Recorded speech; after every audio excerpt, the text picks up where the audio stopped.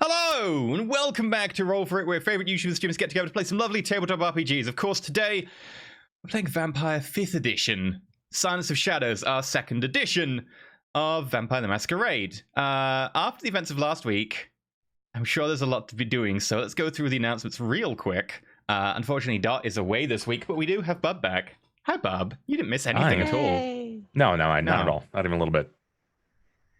So... Also, are you on the right microphone?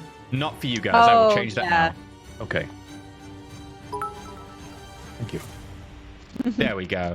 I'm happy to be back. Oh, let me bump my volume a little bit here, and hopefully not just blast myself out of the stratosphere.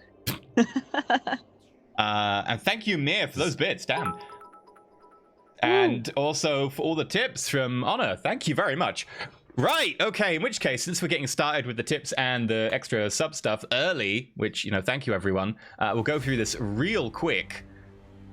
Today's supporter is Caldi. Caldi, thank you for supporting today's episode. As far as I'm aware, Caldi said they couldn't catch it live, I think. So hopefully you're catching this soon after and no one spoiled it for you, because I'm sure that if today's anything like last week... Anyway, thank you very much. Caldi. Also, Patreon stuff. There is a feedback and changes announcement thing on the Patreon. You can go and give feedback and stuff on that because we want to change a couple of things, make better value for money, basically, for you guys. So please go to do that. Also, there are Duskfall character sheets. The Duskfall faction turn are all up. So if you wish to check out the characters in Blades Against the Dark, you can do so. Also, daylight savings. Tomorrow's episode and next Saturday, daylight savings will have taken place in only half the world and not the other half. It's gonna be annoying. I was this close to thinking this morning was a sleep an extra hour moment. I was like, oh, there's the link. Fuck.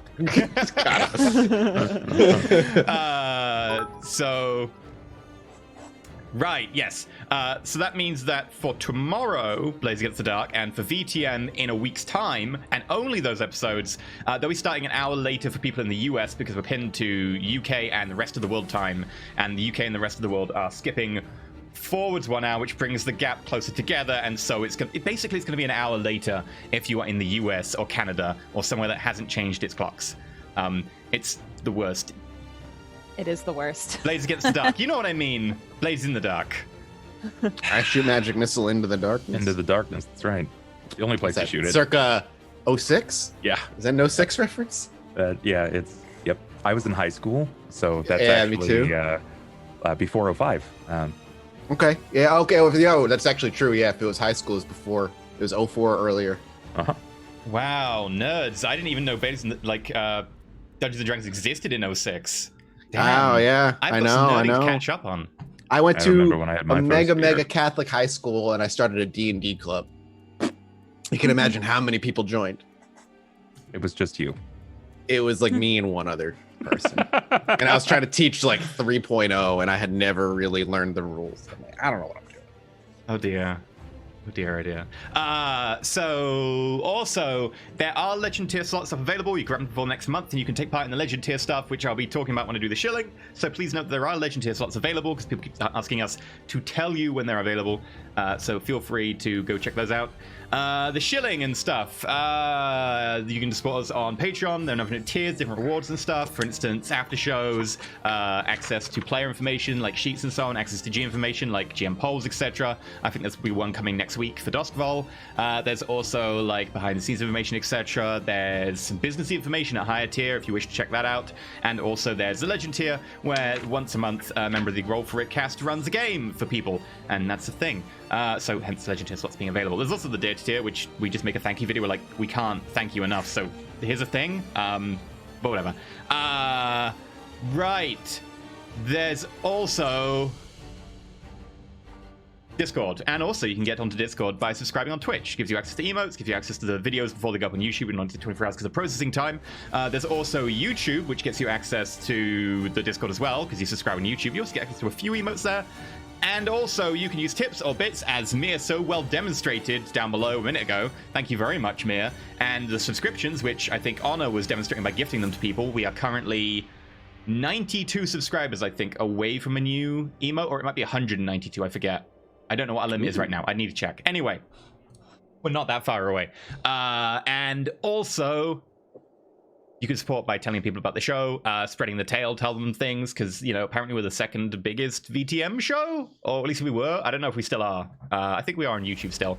So, if we can just get that close to LA by night, like, just give us a bit more.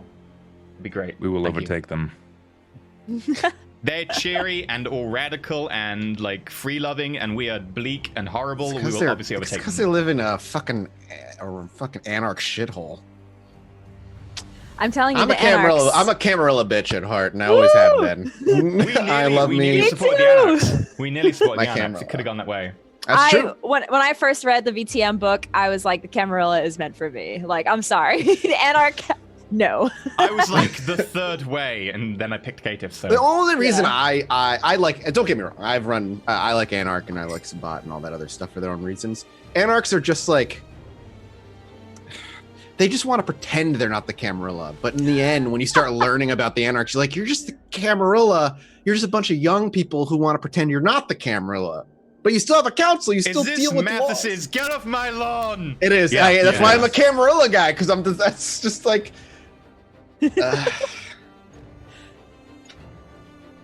Anyway. Old vampire yells at Cloud.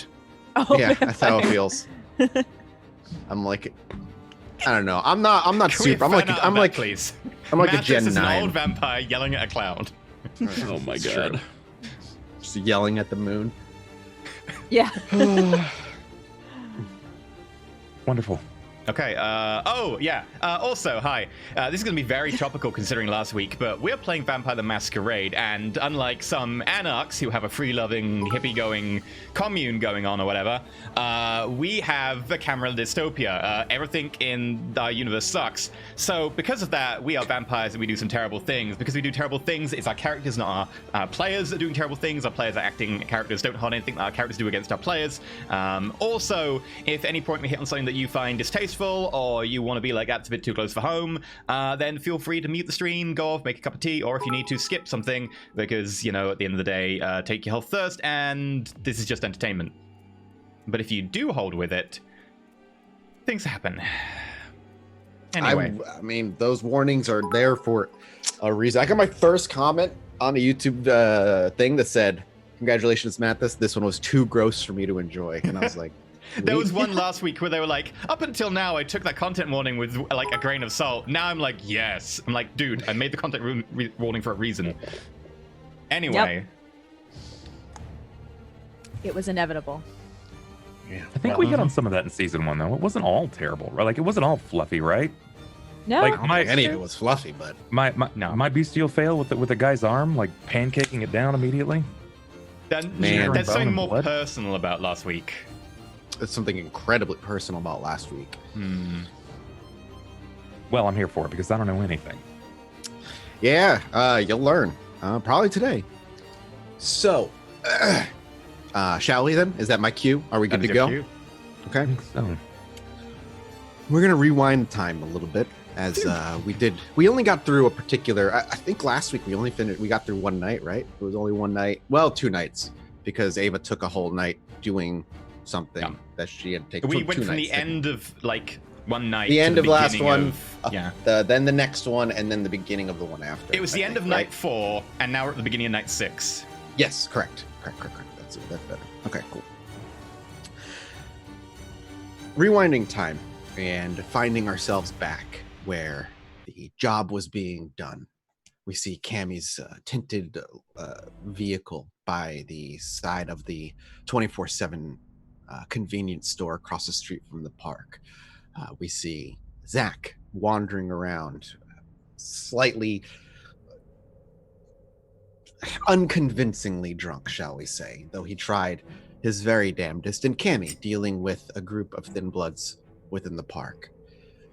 But our focus is more on the one that follows Zach around, cannot be seen and cannot be heard. Ollie, as you were watching Zach and just kind of keeping an eye on him, can I get a wits plus awareness roll from you? Sure. Let me tear open this character sheet.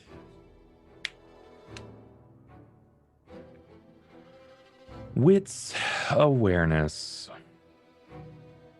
You got it, Chief. One success. You catch a glimpse of something. As you look off to your left, as you're wandering around the block that you are, that Zach has decided is kind of the area that he's going to try and bait somebody out. And you turn to keep an eye out and around. The area has been quiet. It's rather late at night. And while there's a few troublemakers here and there, and of course, it's a 24-hour store that people are going to be wandering in and out of, for the most part, the streets are silent. People are sleeping. It's still the weekdays and they still have things to take care of come morning. Mortals do have mortal lives to live, after all.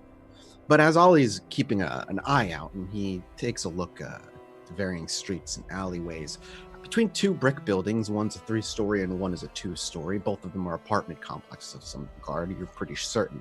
In an alleyway down there's a group of homeless that are fiddling and messing around. You're not sure if they're discussing something. You're not entirely sure if they're just huddled around having just a late night meal or just keeping each other company. For whatever reason, your eye is drawn to them.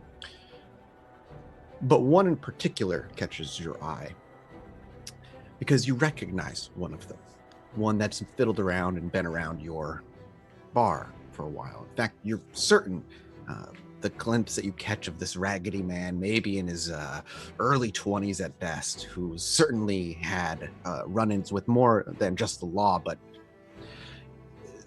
from what you've asked about, as troubled folk, youth and the like come to your bar, Ollie's one to reach out and ask, at the very least, what, if not them, then those who may know him, what's wrong with them, maybe he can help, how can he help them?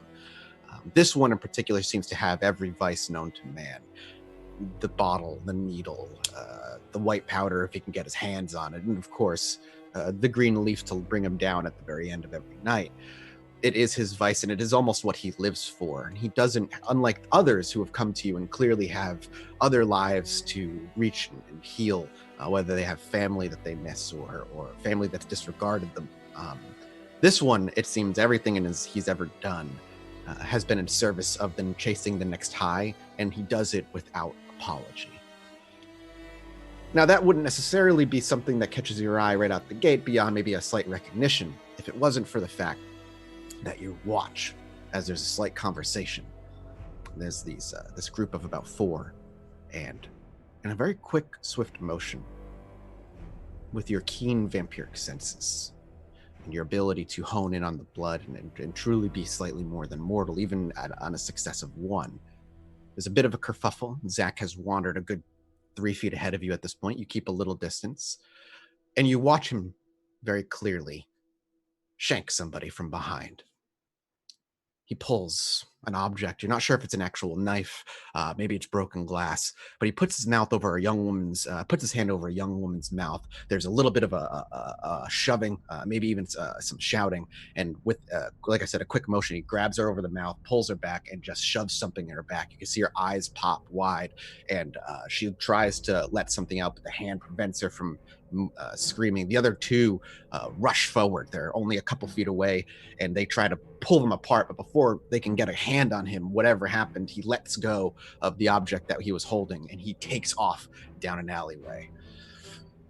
The woman drops to the ground and begins to bleed out. One of them shouts for help. Does Ollie do anything? Or does he consider this not his problem? Now, when I say you've done business with him, this is not something that you've done, like, worked for medicine to get off of him.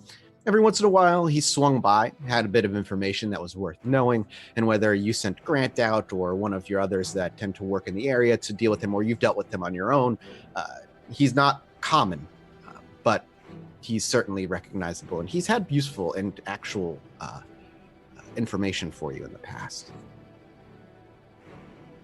But I don't have a name. You would have had a name, actually. One moment to get you that name.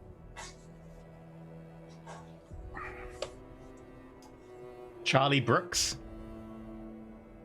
If you need one from the NPC name list. I'll take the last name. His first name is Kirk. Kirk Brooks. Kirk Brooks. And what has specifically made Kirk useful to me?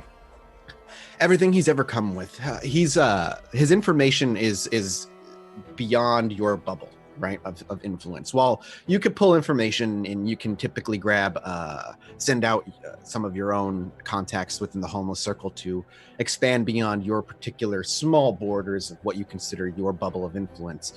He's one that has been one that gives you information that rides the line over by Anarch territory and the Lupine territory.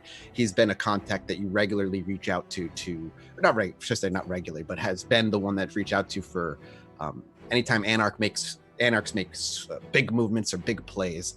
He's the one that your people go to see if they can pull any information. He has eyes and ears in this area. Whether you're not entirely sure if he's the only eyes and ears in the area or if he's just the head of the body of this area, but for whatever reason, he's the one that is dealt with when info is needed. And do I recognize the woman? No, you don't recognize any of the others over there. Okay, so they're not native to my area. And it makes sense. You're not in your area right now. You're far enough away. You're actually closer to Lupine territory than you prefer to admit. I know that Camille has her retainer with her. Camille has her retainer. She has herself, yep, which is plenty powerful. I also know that Zach is more than capable in pretty much every situation. And this other kindred, the Bruja, he has at least temporarily aligned himself, and he has no way of determining, or at least yet so has determined that I am there or not there.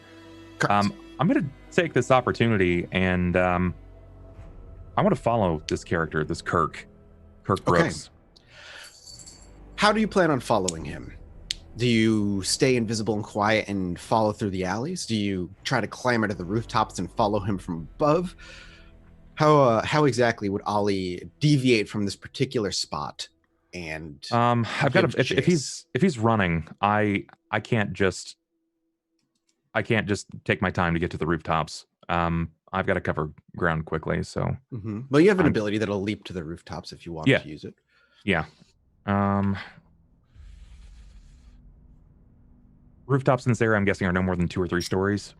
Yeah, like I said, this particular event is taking place between 2 apartment buildings, 1 3 and 1 2 story, both brick, both slightly older, but that's par for the course. Sure, if I can do so swiftly enough, then I will. Yeah, I mean, absolutely. So it's Soaring Leap is the name of it, correct? Correct. It's free, or is it a rouse? It's free. Okay. So taking a look and watching Zach, now at this point, a good 10, 15 feet far in front of you, he's stumbling around and doing his whole Zach hasn't been drunk in well over a decade lie, and it's obvious. But like you said, in a moment, Ollie runs through the options, realizes that, one of the members of the Primogen Council is there, a Bruja who it seems at the very least seems capable, and Zach has been able to weasel his way out of almost anything that he's gotten himself stuck into. You make a judgment call. You quickly look to the 2 buildings, crouch down to one knee, and with a very quick action, you leap into the air, and as the wind crashes against your face, you land swiftly and quietly on top of the 2nd-story building. Wits plus awareness again, please, as you go to look for this guy who sprinted off down an alleyway and this grid of buildings in the city block. 3 successes. Yes. Beast. Very, very. You didn't roll 2 ones. You're good. Sure.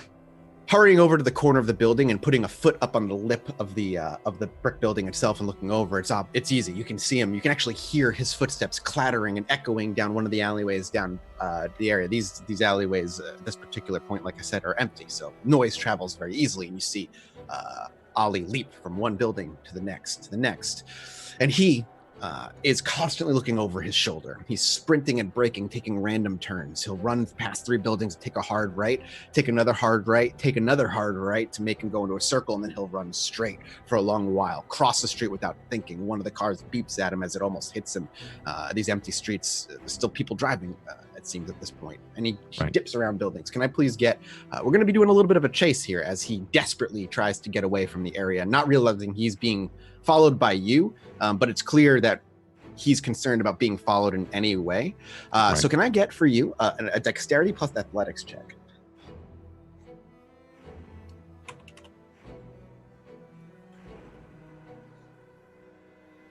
Three successes. Oh, dang. There you go. I must have rolled I only heard one whoop, so I didn't see you roll another. I think we rolled at the same time.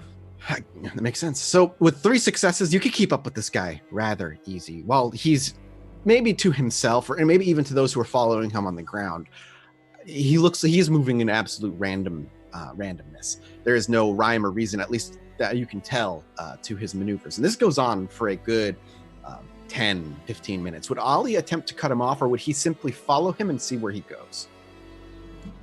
I'm going to follow him to see where he's going. Before long, Ollie, as you continue to follow, leaping again from rooftop to rooftop, the city behind you grows thinner as the buildings themselves become more sparse, less packed. Still apartment buildings, but not nearly as pushed together. I need another wits awareness from you. Am I in the same domain? I need a wits awareness from you, buddy. You're chasing. Let's see how quickly you realize where you are. You were, as it's at this point that you realized, you look around, you keep an eye out on him and watching. You look behind you and you realize the four-way intersection of the 2 highways, of the 50 and the 170, or rather the 110 and the 50 are slightly behind you at this point. You could see the overarching highway and the other one running underneath it, which dictates you're well past Cicero, which means you are, if you're not yet, you are coming up on Berwyn.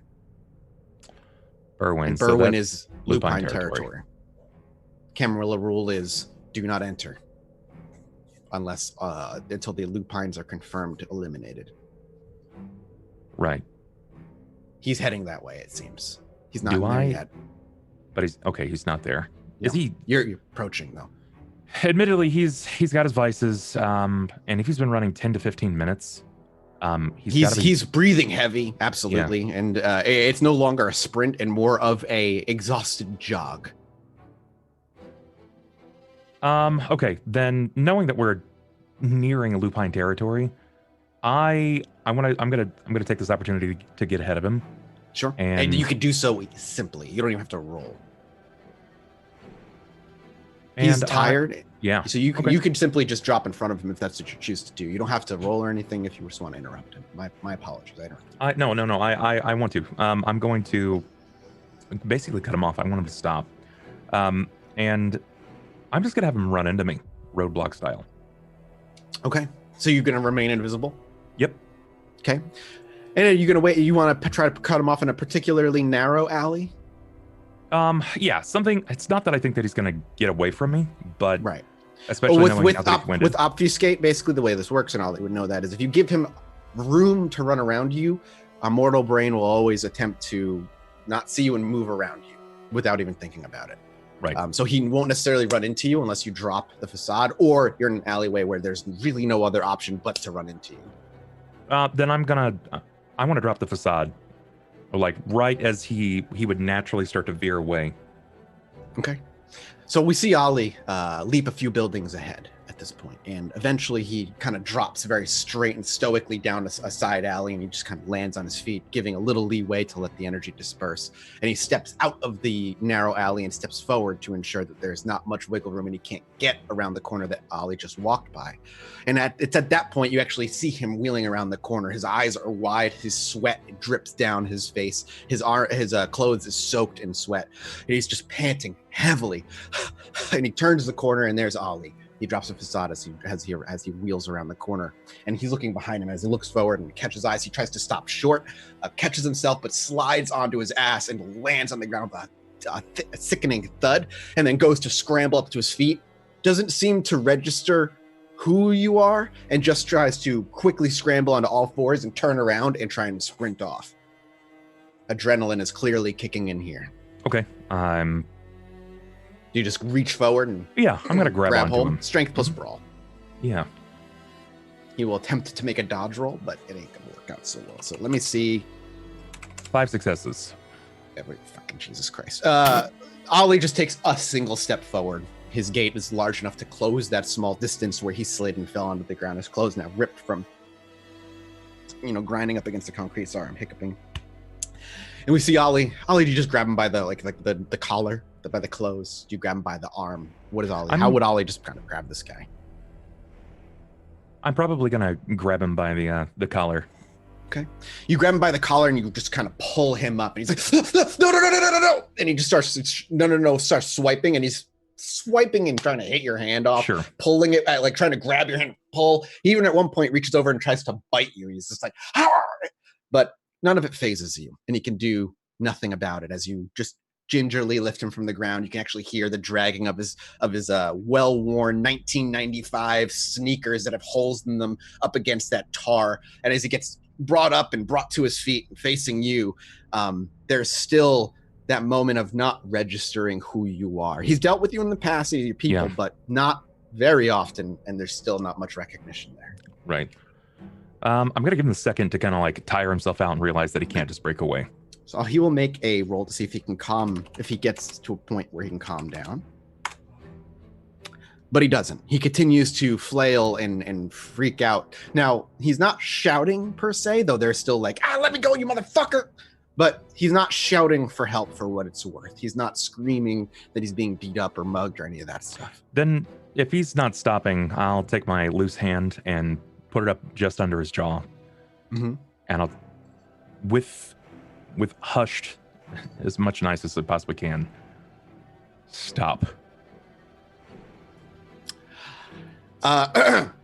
You lift up with that red, you kind of like lifted up his chin, his kind of like trying not to look at you, just simply stop. And he's like, I'm not gonna go out down without fighting. I'm not gonna die here now. And he just keeps fighting you, no matter how hard you try to stop him. Focus grab his hold face this to time. look at mind. Yeah. Yep.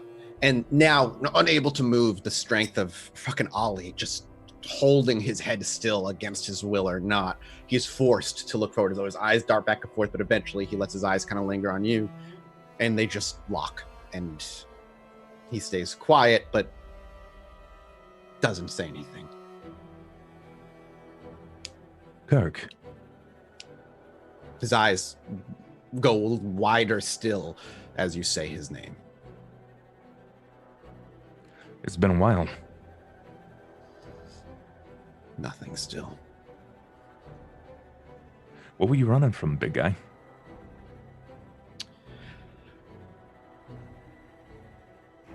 Wits awareness, Ollie. I'm sorry, I know lots of wits awareness rolls. Sure. That's what he's running from. You saw something that looks like a snake behind me? 3 successes. I mean, Maya's You catch his eyes for a brief moment, break with yours and look up, and then look back down. Very quickly. You'd think they'd be nervous darting, but you've recognized the longer you've held him, the more he's continued to look in a very particular direction. He's looked up? Up. Okay. Like to the top of a building? Do you look? I will. As you look at his eyes and they trail up over your left shoulder above you, and you know, Kirk, what's going on? You're asking questions, and you just realize he keeps looking up. You just turn your head in very slightly, and standing on the roof is another figure. No details, it's hard to see. The moon is casting very little light this night. They're looking at us. Whomever this person is. If they aren't, then you're not sure what the hell they're doing there. Letting go of his jaw, I'll kind of turn to position that I recognize whom that is that's there. Mm-hmm. You very clearly turn to this figure who's standing up on a roof, and they continue to look down. Now that you get a clearer picture, you can see their arms are crossed. He looks relaxed, stoic. Okay. Definitely a man, just by his stature and his figure. Yeah. Please. Come down. Let him go. He was hurting someone that didn't do anything at all. Yeah. Let him go.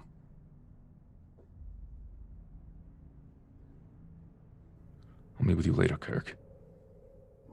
You let him go when you say that? Yeah. He plops to the ground and actually stumbles forward and falls to his hands and knees before he quickly scrambles up and takes off in the opposite direction as quickly as he can hobble with his exhausted, but clearly running on just adrenaline at this point. Before long, he's out of sight. Thanks. I'll be down in a moment. I'll Some wait. time passes. You hear a door open and close, and you hear slow footsteps making their way down. You might even think that those sound like, it's not the sound of sneakers, it's a clacking. Dress shoes, something much fancier than should be worn around here. But then again, Berwyn is a nice neighborhood, for what it's worth. And eventually this figure walks out. He is dressed in a white dress button-down shirt, but he has no overjacket over him. And he actually is just wearing jeans, but he is wearing rather nice shoes. No weapon in hand, and he actually comes out with his hands like so, up, and an obvious sign of peace, perhaps. His face is weathered, clearly has seen years of life here in Chicago, or at the very least, it's a rougher life. He's got clear scars, crow's feet by the sides of his eyes, and maybe in his 40s or 50s. He gives you a polite nod as he has a completely bald head, but no tattoos or anything inked up. He gives you a polite nod. Sorry about that. My apologies for the trouble he may have caused, but... The woman might die. Yeah, well... He looks you up and down. Your kind tend to do that anyway. You're a big man. And he actually walks up close to you, within a good foot, maybe even less than. And as the light kind of cracks through the clouds and casts detail in this alleyway, he actually looks you up and down. You can see the porcelain mask kind of lit up. He nods. Well, perhaps the gods have been fortuitous to me and brought you to me for a reason.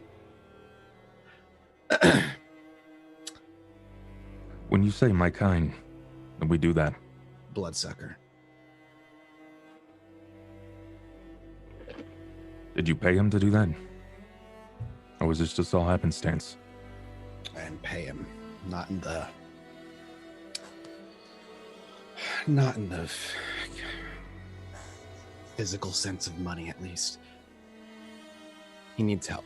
I offered it to him. I've been trying to help him myself. I've been trying to keep him clean. Well, there's only so much your kind can do to help people like him. I understand That's that not you the have distaste for whatever I am. You don't have to play coy with me, vampire. And I won't be coy with you. Respect. I hunt your kind. When you're Berwyn, I have an idea about what you might be. But There's that's okay. a moment when you say that. You refer to me as a bloodsucker. He takes a moment when we bring up Berwyn. And he actually looks like he thinks for a minute. Oh, no. I ain't one of them either.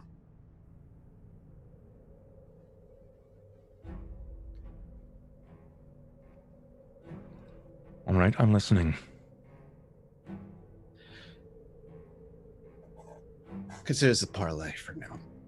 I have more interest in other things, and I'm not looking to get into a fight. I'm Inquisition. Simply. And I wouldn't, and he kind of puts up a hand, I wouldn't necessarily make any violent actions toward me right now.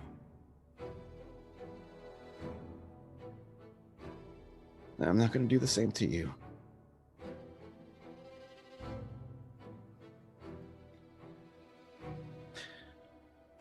Does Ollie look angry? Ollie is intimidated by no one. If he's going to kill me and he has the chance to, he would have already done it. Correct. At least that's what you believe. So there's a moment of a tense silence between the two of you.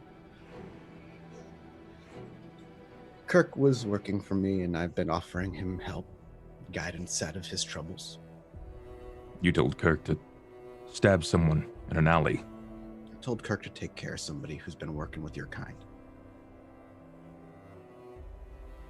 You realize that he'll work with anyone that's willing to get him his next high or his next fix. But he's been useful.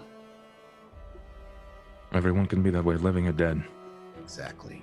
Which is why we're talking. Actually surprised to see your kind this far out.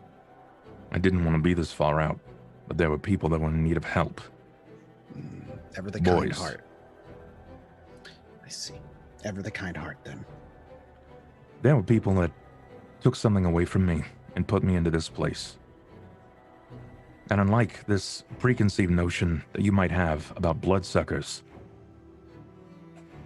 I was no worse dead than I was alive. Everybody's sucking blood. They just do it in different ways. And mine, the way that I do it, I don't take it unwillingly, especially now that I've been taught. And that's part of the problem with my kind. Nobody teaches us the right way.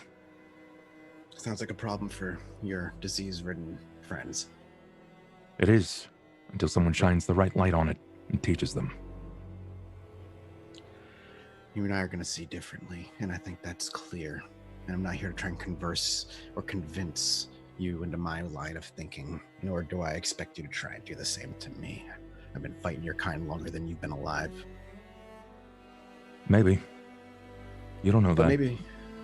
But he holds a finger up. Maybe you and I can align, at least temporarily. You have big balls, sir. He smiles. I just know what weapons I wield, friend. And what makes you think I'm so alone? What makes you think I am? I don't. That's what separates us from the rest of them. Then he shrugs, and I wouldn't expect the same of you. What is your proposition? We've been having issues out this way. More with just than your kind. Somebody out here's been causing problems. Recklessly slaughtering people. And you don't think it's a vampire? I know it's not a vampire. I watched him do it. Then what is it? I've been looking for him ever since. I just think he's a young kid in over his head. I need to rein him in. So maybe we can work something out. Does this sound familiar to you, or nothing I'm saying ringing a bell? I've got ideas. If you want to deliver something a little bit more clear, then maybe I can help here. I work best with at least open instruction. Interpretation is up to me after that. And generally, if it aligns with the living and the dead, then we can agree to things. Because I don't want to hurt anybody that doesn't need hurt. Okay. The Golden Heart, a vampire. How fortuitous of me to run into the only one who seems to give a shit about anything other than themselves. Either you're new or naive. Either way could be useful. I'm stubborn. Stubbornness has gotten your kind killed in the past. We all die eventually, friend. He looks to you, really. Some of us just died twice. He almost, when you say that, he processes that for a minute, and you're certain he almost takes that as an offer for just a brief moment. But that thought quickly melts out of his mind. A deal. Maybe an arrangement. I know he's been causing problems for your kind too. I've watched, like I said. Problem is, he seems to be taking guesses. Educated ones, maybe, but guesses nonetheless. Doesn't seem to stop him, though. Slits the throat of those, stabs those he believes are either one of your own or something more. I'm not sure if he even understands what he chases. But it's causing problems because he's killed a few innocents along the way. Bleeding those who are just trying to eke out a living. In the meanwhile, I know it's difficult for you to deal with them out this way. As you so openly suggested, not much further to the west, and well, there are those who would rip your head off before they would talk to you. I might be able to help with that, if that's something you're interested in help with. Which part? Dealing with them, whether you wish to reach out to them or confront them on your terms. I'm not so sure if everything that I've been told about those in Berwyn, it's going to lead up to a peaceful gathering. What have you been told, pray tell? That I'm the enemy, through and through. I am the scum and villainy of the world. It's the unfortunate truth about your kind. But I'm not all of my kind, even if I have been stricken. Not yet, anyway. Time is what tends to erode your minds. And the way you speak. Seems like time is still young. Yeah, whatever helps you sleep at night, friend. I always went against the grain. Even when I was alive and kicking. Well, I am willing to offer you a safe parlay with them if that's what you're looking for. Or, like I said, they have their issues as well, and they're far from safe creatures, all of them. I could set something up one way or another. Details can come at a later time. I'm not going to sit here and try and figure out a plan if you're not interested. Tell me more about this problem. What do you know about him, her? Him. And very little, actually. I've seen him work. I've been watching him for a while now. He's reckless, but he's ruthless. He needs guidance, training, mentorship. We're willing. I'm willing to help you with your problem. In turn, should you come across this boy, convince or take by force, and hand him to us, we can get him out of the city, give him proper training, put him to proper use throughout the world. He's a blunt axe that needs sharpening. Very useful tool. What does this boy look like?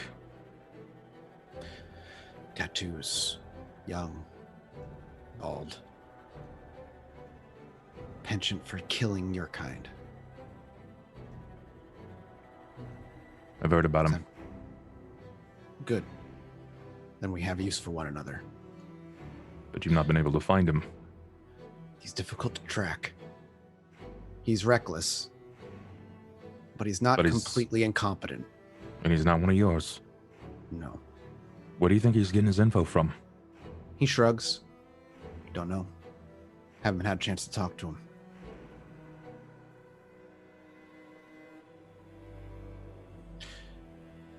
Pull him out of the city.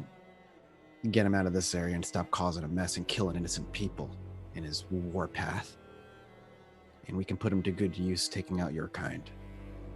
And what if he dies? Then he dies doing what he believes to be right. If that's the path he's chosen, that's his path. If he wields the same kind of hoodoo that the rest of your friends have, it's real hard to get inside of that circle. You understand how that works? I've seen it firsthand. He merely just kind of shrugs. I couldn't tell you what abilities he may or may not possess.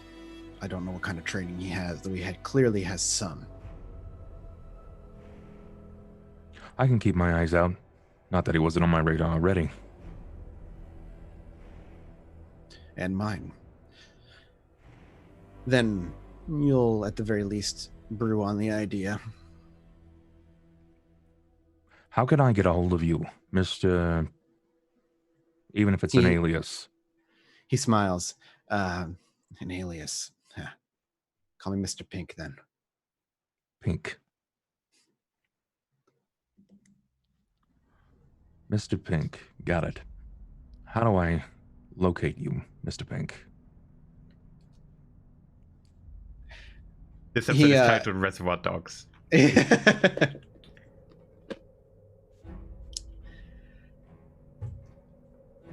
Let's just say, next time you come out this way,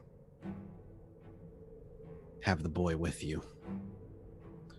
If you don't, we'll find you, and you're likely not going to leave. You'll never find me. I've heard that more times than I can count.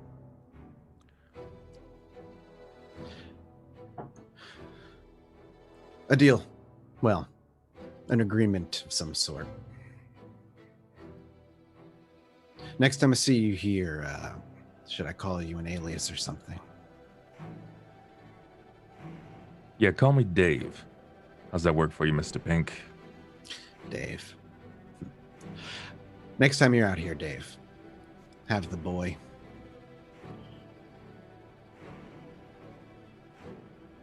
Or don't return. What's to say that the next time I come out here with a boy, that you just won't meet me with all of your friends, stake me, cut off my head, set me on fire, you know, the whole shebang, and then take him and run. Cut and dry, no helping old Dave out. Then I guess, Dave, you just have to have faith. Faith is a tricky thing. It leads plenty down the wrong path. Faith has guided me here.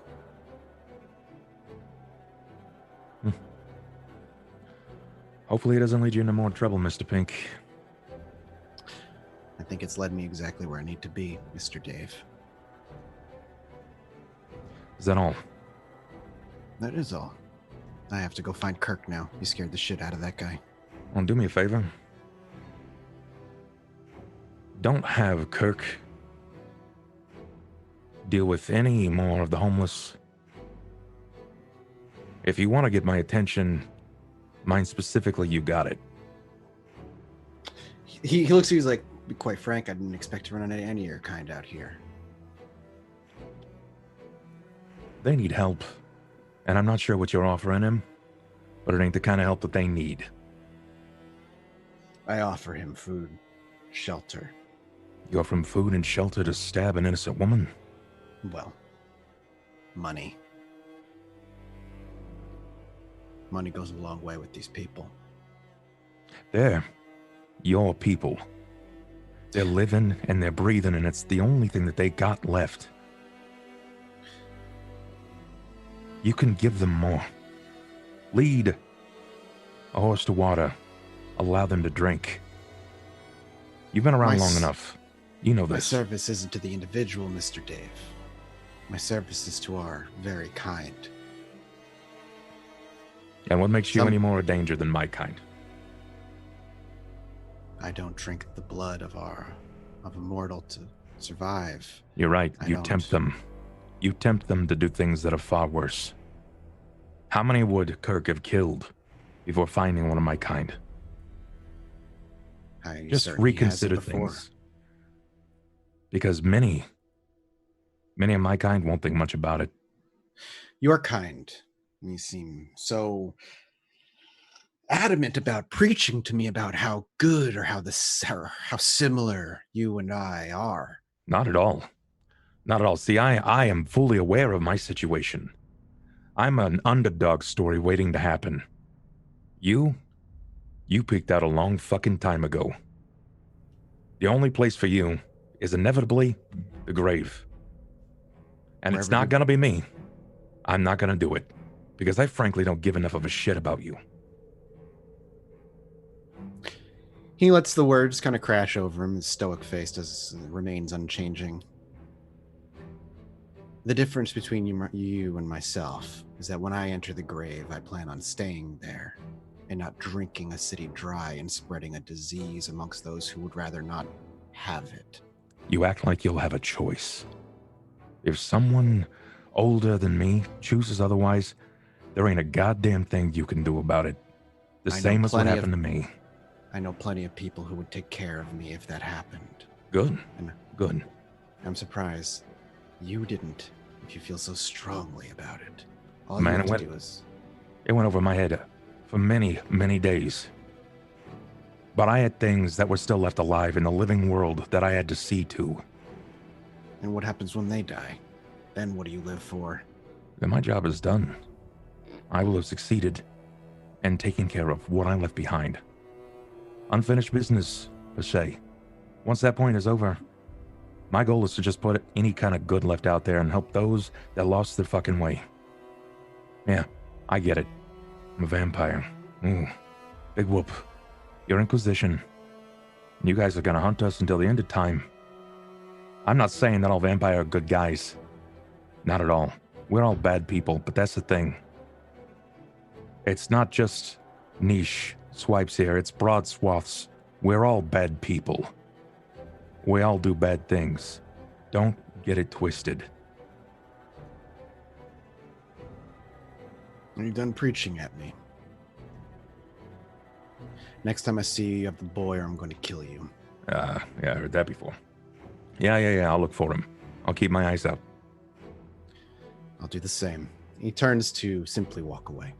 Do you do anything?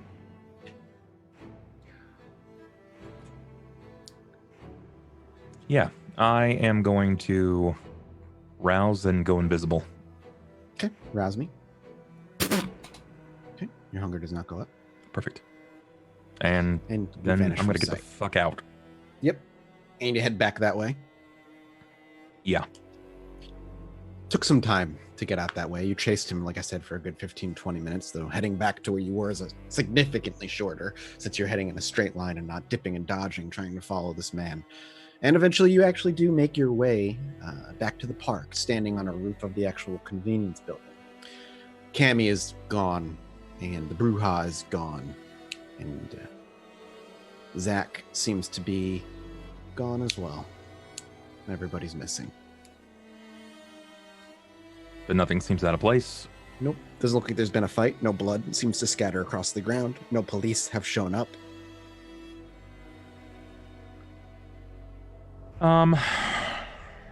I am going to move. I'm going to move far enough out of the way that I can find myself a grate and make my way home.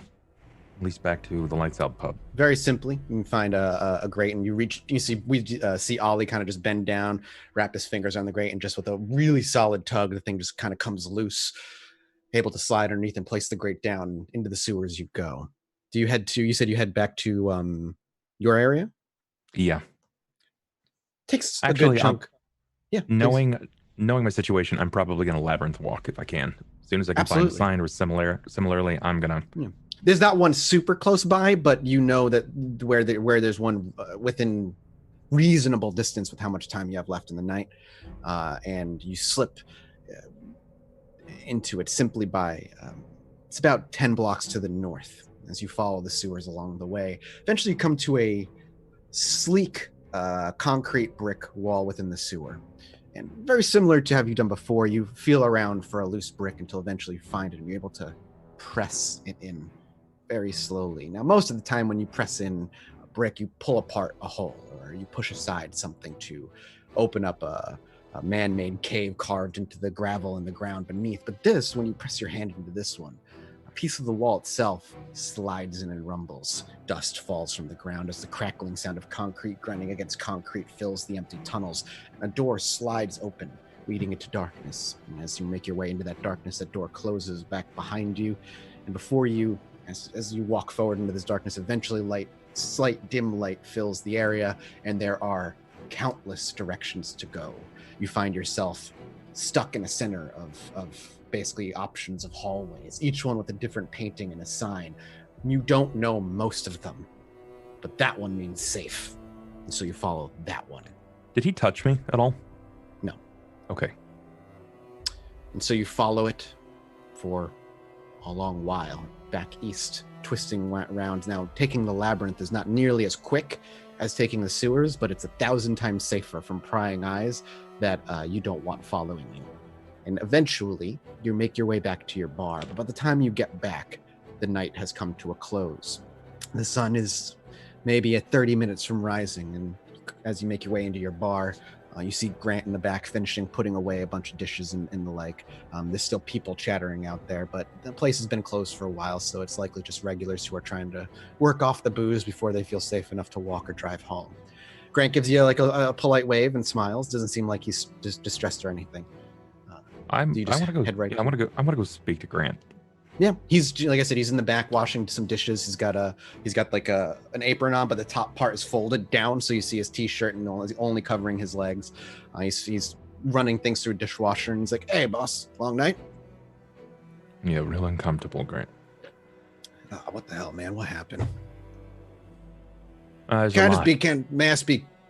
May I speak frankly, sir? And he gives a giant, grandiose gesture. Of course. Ever since your I should watch my tongue.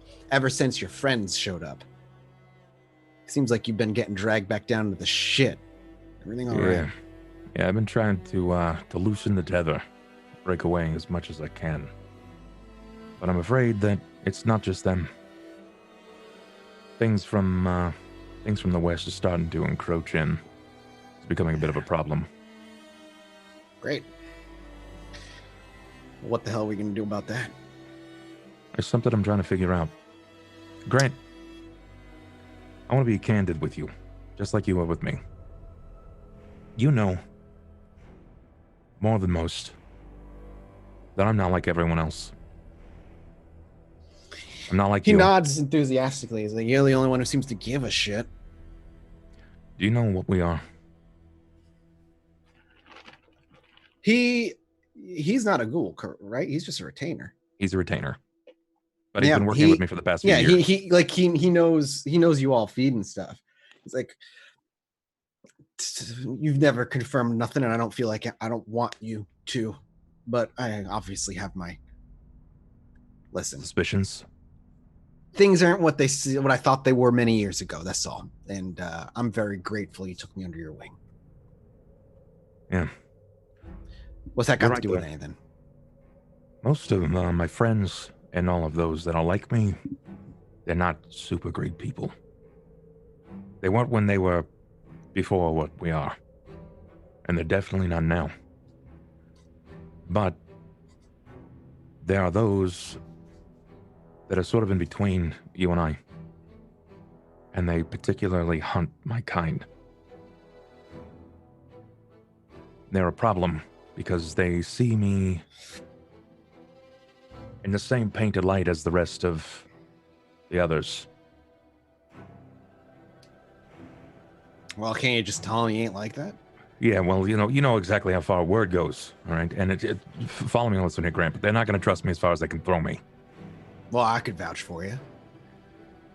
Well, Grant, have you seen anyone that sort of looks like, and I give him a description of Mr. Pink. He thinks for a minute. Sounds like a white guy. I don't fucking know. He just described every businessman I've ever seen in this fucking city. Well, this particular guy is not a very nice guy. And he is currently operating inside of the homeless circle, paying them to get the attention of people like me. Enough so that Kirk, you know Kirk, right? He thinks for a minute. The squirrely one with all the addictions. He's got everything going on for him. He actually is like, was that the one that came like a month ago asking for a key bump? Yeah. He was paid by this character, this white guy, and he knifed Kirk another ain't welcome homeless. here anymore. Very simple. Done. No, I'll kick him out. he's not welcome. If he is here, or you've seen him, let me know immediately. Of course. I will Better have yet, my... don't let him leave. He takes his foot takes a half step back, and are we talking like don't let him leave or like don't let him leave? We need to talk. If you see him. And Okay, so just don't let him leave. don't let him leave. Yeah. Not don't let him leave, just don't let him Yeah, leave. yeah. You get what I'm saying. Look. Just don't want to let him leave. Yeah. Do you ever laugh, boss? Good lord. I want to have a sense of humor, but you've seen the shit that's been walking in my door lately. We should just kick them out. Let them leave. Man, it's like family. Family ain't worth half the trouble sometimes, boss. Yeah, but your brother ain't half bad, right? You guys don't always see eye to eye, but he still does the books of this place. Yeah, but my sister's a piece of shit. Yeah. Okay, I want them all. All right, don't let him leave. White guy. Got it. He actually shouts out, "How many white dudes we got out there?" One shouts back, "What?" And then he peeks his, he's like, hang on, he walks out. Got one white guy out there right now. You want me to keep him? And he smiles. I love Laugh! And he like I reaches love forward an and nature card. he punches you in the chest. You just laugh, you motherfucker. These past weeks, it's kind of been stressful. Yeah, you ain't been wrong. But this ain't exactly letting me laugh. You don't... Just trust me when I say you don't need to see what's underneath. Believe me when I say that I'm smiling. I believe you, boss. I believe you. All right. I'll keep an eye out. Bald white guy. Yeah. Got it. Anything else? Did any of the others come back tonight? My friends? None of them, actually. Were they All right. supposed to? That's at least a little strange. But no. Let me know if you see him, and you happen to catch him before I do. Yeah, of course. He goes back to cleaning. And the night comes to a close.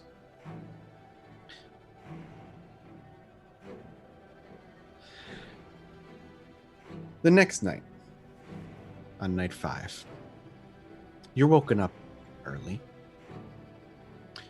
as you tend to do. But when you head outside and get your daily stuff going, Grant hasn't arrived yet to get the place under prepped for opening, and the bar itself is still quiet. You've got those dim lights. There's just, there's a certain piece, honestly, as somebody who worked in the restaurant industry, there's a certain piece to being in a bar or a restaurant before it's open, wherever the chairs are upside down and the lights are still going. You can hear the kitchen starting to get going. A few of the ovens are starting to turn on. They're starting to cook a little bit. You can start to take that in. It's a reminder of, the world turns one way or another. Before a voice actually speaks out of the corner of the room that you're certain wasn't there a moment ago, it seems though Ollie, for one reason or another, has certainly been the focus of attention lately, because a familiar voice is what speaks from the corner.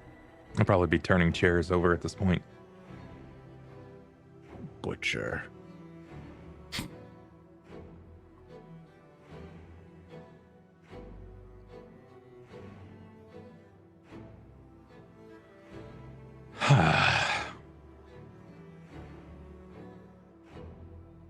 Give me a reason.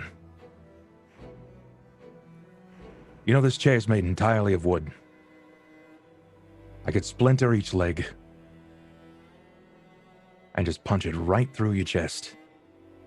Give me a reason. Because you know who I work for.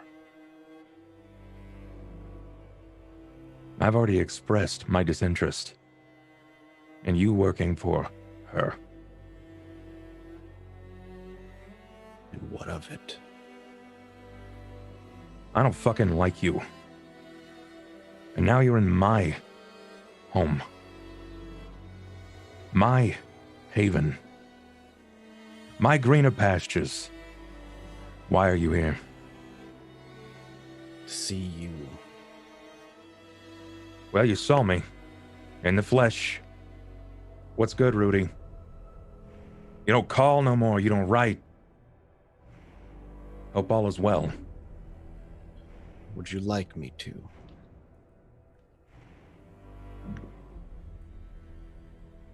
I don't know. I don't know what I would like anymore. All I want is things to calm back down. We had 10 years apiece. Interestingly enough, that was 10 years that I didn't see your ass. But if you're here, that means that you've got something important to say. I wish to discuss things with you privately.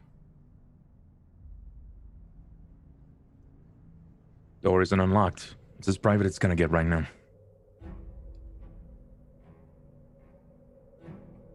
I request you follow me, Why? because I wish to make a deal.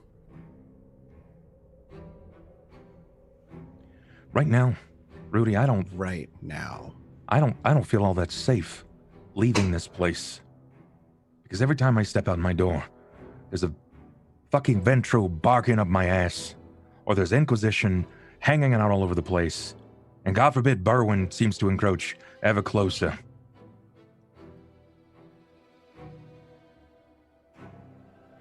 So You want come me to speak. follow? I request your presence, yes.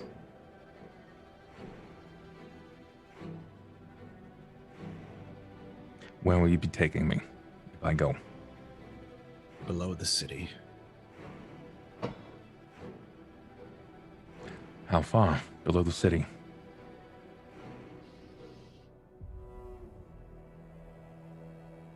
Sewers or further? Further. Old Chicago?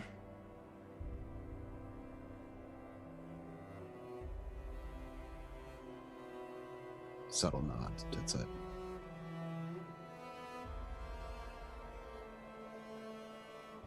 This is important, isn't it?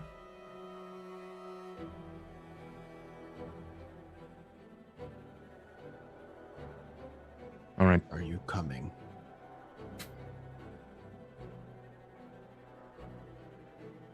Give me 2 minutes.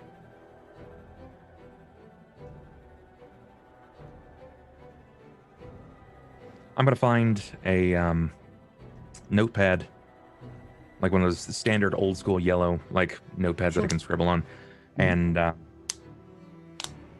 I am going to write a message, fold up the paper. The paper is specifically to Grant. Okay. And on it, it's basically going to read, Grant will be out for a while. If you see Zach or a woman by the name of Camille Delanoir comes through, make sure that... No, I'll leave Camille out, just Zach. Make sure that they get this. And it's basically stating that Rudy is gone with me, or Rudy is taking me somewhere. No idea how long I'm going to be gone.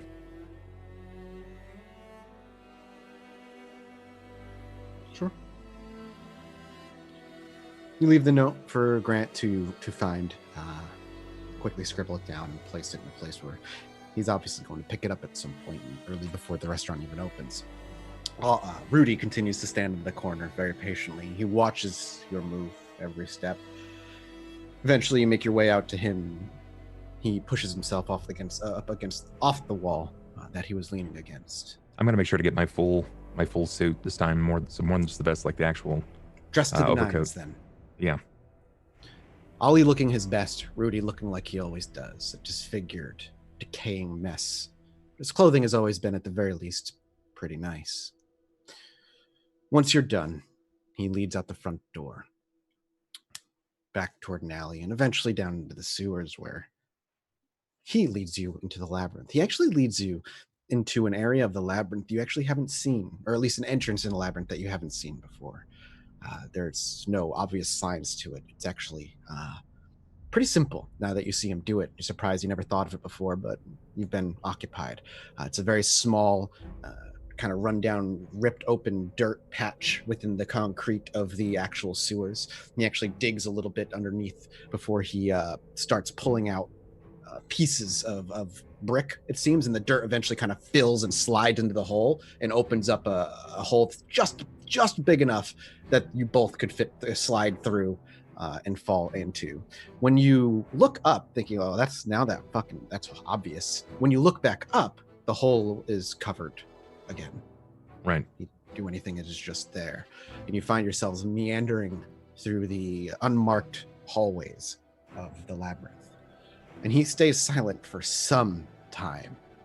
Does Ollie just be patient, or does he actually speak up? How frustrated is he? What is Ollie's demeanor as we enter the labyrinth and make your way to Old Chicago? He's going to remain quiet. There's a lot on Ollie's mind at this point, specifically in regards to the deals that are being pushed in all directions. Why is everybody coming to Ollie? Just because he happens to be dealing with the homeless doesn't really make that much sense. We've got one of the leading Ventrue. I've got the Anarchs barking at my fucking door. Now the Inquisition. There's a lot of deals that are being tied to Ollie at the moment. And this shitty figure is back in. So this is important. So you stay quiet and you walk for quite some time. Eventually, the labyrinth of its twisted concrete walls and eventually dirt walls and whatnot gives way to rundown buildings that seem to form these hallways. And over time, as these buildings start to fill, you see, half rundown brick buildings and what would be 2-story buildings that only a quarter of it still stands at that tall while the rest of it kind of crumbles to the side. You realize that these hallways were once alleyways. At least you believe that's what these once were. The way it's all packed together, it looks bizarre and unnatural, warped almost, but yeah, it has that feel of an old, forgotten alleyway that only the very select few know even how to get to. He meanders through. Eventually, he breaks the silence, but his words are few and far between and very pointed questions. Butcher. Why? Why do you still harbor such distaste for me? Before we move on and deal with business, I wish to clear the air as best I can. You have found yourself in a position that most your age would envy. Power, influence, all because of the actions that you took and I guided. Did you really guide? Or was it something more? Someone else? Someone greater than you? I guided you, Butcher. I pushed you in the direction of success. I challenged your morals, your mortality, and your need and desires to find what you truly wanted, and now you find yourself in a position most would envy. First and foremost, don't ever call me Butcher again. My name is Oliver. You can call me Ollie. I was given that moniker by the living. Something you haven't been in a long time. And I'm still not sure if it was you, or if it was my sire, that rigged that match. What does it matter? It matters because you ruined me, or he ruined me, or whomever. If you just wanted to turn me, or you wanted him to turn me, or whoever the fuck you had a favor out to, a boon, you could have just done it. You still don't understand. It wouldn't have had the same impact. You wouldn't be who you are now if I had taken a different approach. So you wanted to make me shrewd and hating. I wanted to harden you. You lied to me Everybody You lies watched to me. you. Not my whole life, they don't. Everybody left. And you know those that watch me because you've been watching me for a very fucking long time, Rudy. Apparently since I was a child. Since that's where your first fuck up was actually at. That's what I'm most mad about. Is because you've been hardening me since I was 7 years old. Because you didn't keep your ghoul in check. And he killed my mother. What was it? Did you keep the blood from him too long? Was it a punishment for being just an outright asshole? Don't ask questions you don't want answers to, Ollie.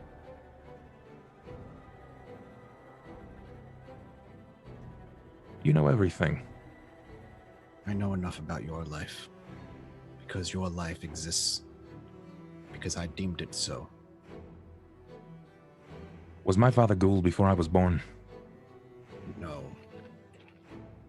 When did you ghoul him? Shortly thereafter. And what benefit did a mechanic offer you other than blood? I ask you one more time. Are you sure you want answers to questions like this? Of course I do, and I'm sure. I've been in long enough to understand that everyone serves a purpose. Blood ain't everything. The blood is everything. And it was valuable to have eyes on a Ventrue ghoul. Which Ventrue ghoul? And are they still alive today? No. They died when you were a child, Oliver.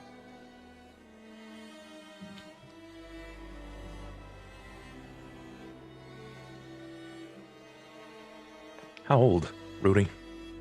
How old did your mother die? So my parents were ghouls. You've been part of the game since before you were born.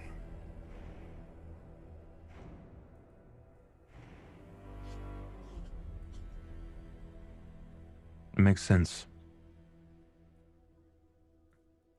Did No you have more any hand in questions. choosing? Did you have any hand in choosing where I have my domain, my haven?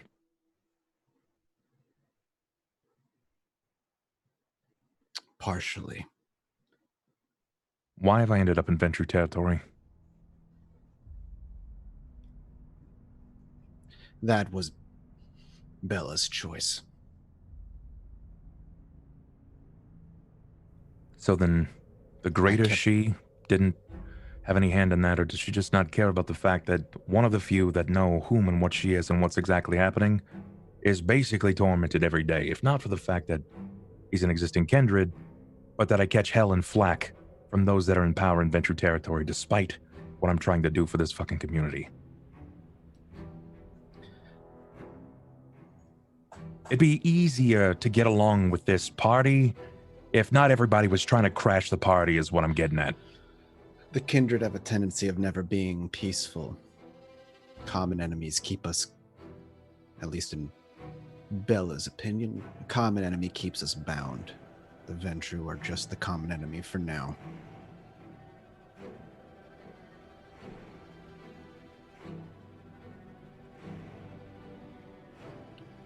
I don't want you to lie to me anymore. You want me to forgive you? Stop lying to me, and stop asking me if I'm ready for answers. The last 10 years have given me a lot of time to swallow the last 30-ish of my life.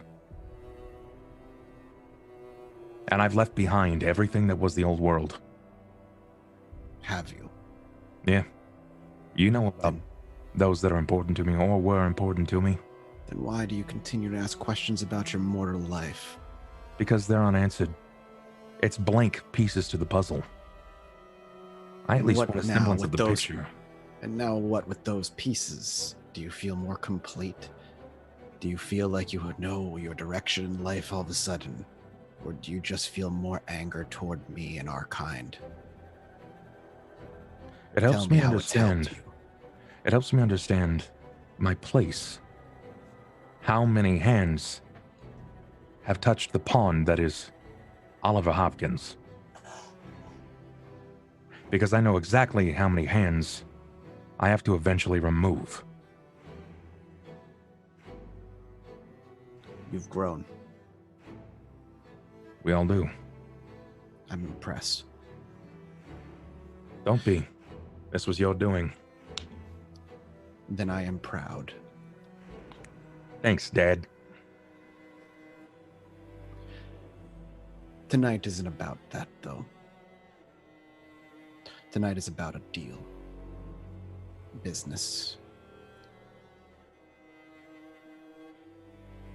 Tell me, you never got access to ShrekNet that collapsed well before your time. I haven't really heard much about it, to be honest. Most of the other nuts don't like talking about it, and if they do, hackles get raised. Things are difficult. However, Chicago, in its stability, has been able to begin to birth things that can help us. I wish to introduce you to somebody who has a venture that he's been working on for some time, and I do believe that the two of you would benefit from meeting one another. I've never met him before. I'm unsure. I don't follow your life that closely. Not any longer, anyway. He is a Ventrue, however.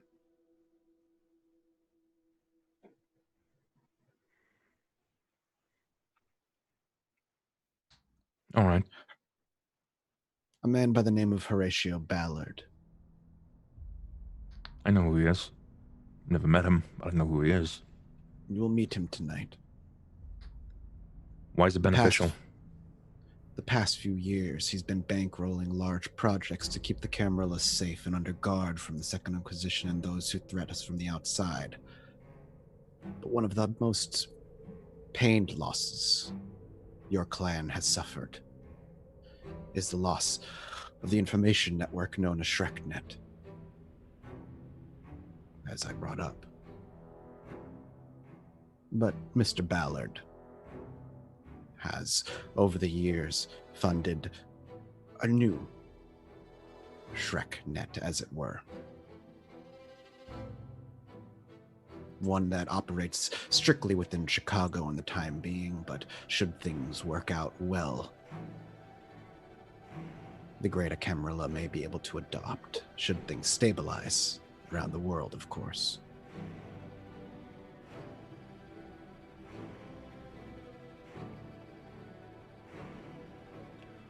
Are you interested? What's in this for you? The more stable the Camarilla and the Chicago, the safer we all are. So then I have to offer you nothing. I lose nothing by meeting this Horatio Ballard. I don't know what deals he may have in mind. I'm simply here to deliver you to him. Was I asked for specifically, or was this something that you might have cooked up, where you thought it would be beneficial to us both?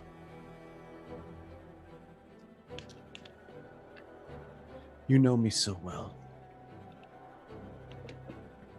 Still looking out for me. What a guy. Yeah. Take me. Take me to this Mr. Ballard. He continues to walk. Old Chicago is fascinating to be in, to walk through. Not only because of the history that surrounds you, the crumbling ruins of society, only really a century old, so young. Even as a mortal, it's still young. But there's something else about this place. When you enter here, as you walk through it, it's more than just being surrounded by magnificence and a rich history. There is a tangible power, maybe is the word Ollie would use. Presence might even be another. Something that courses through this city, Ollie can feel run through his blood. It's not necessarily something that stokes the beast and rattles its cage, but it is there, and he can feel it. It doesn't rarely ever strengthen. It doesn't get stronger. In fact, the further you walk, as old Chicago kind of fades in and out as you wander through the labyrinth, that too power seems to become tangible, and you can almost taste it on your tongue, to dissipating. It seems to, according to what Ollie can tell. Can I get a wits awareness, please? Of course.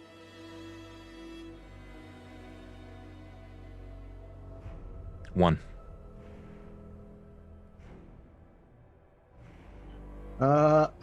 Yeah.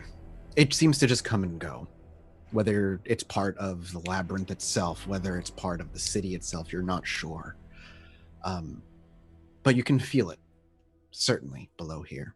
The two of you walk for hours and hours. Sometimes you're certain you've been here before. Sometimes you're even maybe leave a little mark somewhere to see. And yes, you do return occasionally to the same place. There's no rhyme or reason. There doesn't seem to be a time frame every 15 minutes. It's just every once in a while, you circle around the same corridors, you circle around the same buildings, and you start seeing familiar things. Till eventually, you're led out of the labyrinth, beyond the sewers, above ground, and into a back room of an abandoned building. As you gather your surroundings and look to where you are, you realize you are still not terribly far from where you were. You walked for hours in the labyrinth. You even looked at the moon in the sky, and it is more than halfway across. It's a nice clear night tonight as well. You just hope that, should your coterie have returned to your bar to deal with Mr. Jackson tonight, that they did so respectfully and didn't get you into any trouble. That time has long come and gone. But if you had just walked the streets, you're certain, you're positive, more than 100% if that's possible. This is like an hour walk at most. You're over by the north tip of the 290, bordering East Village, the very tip of the border of Ventrue territory here. It's not that far of a walk. Either way, you breach through. It's good to know. And you're brought, not to, like I said, to the back of a building, but you're not led inside the building. You're led around to the front, where a big stretch limo is running idle with tinted windows. You can't see anything inside. The door is opened for you, and in the inside, you can see a large figure eating up a good chunk of the seating space in the back.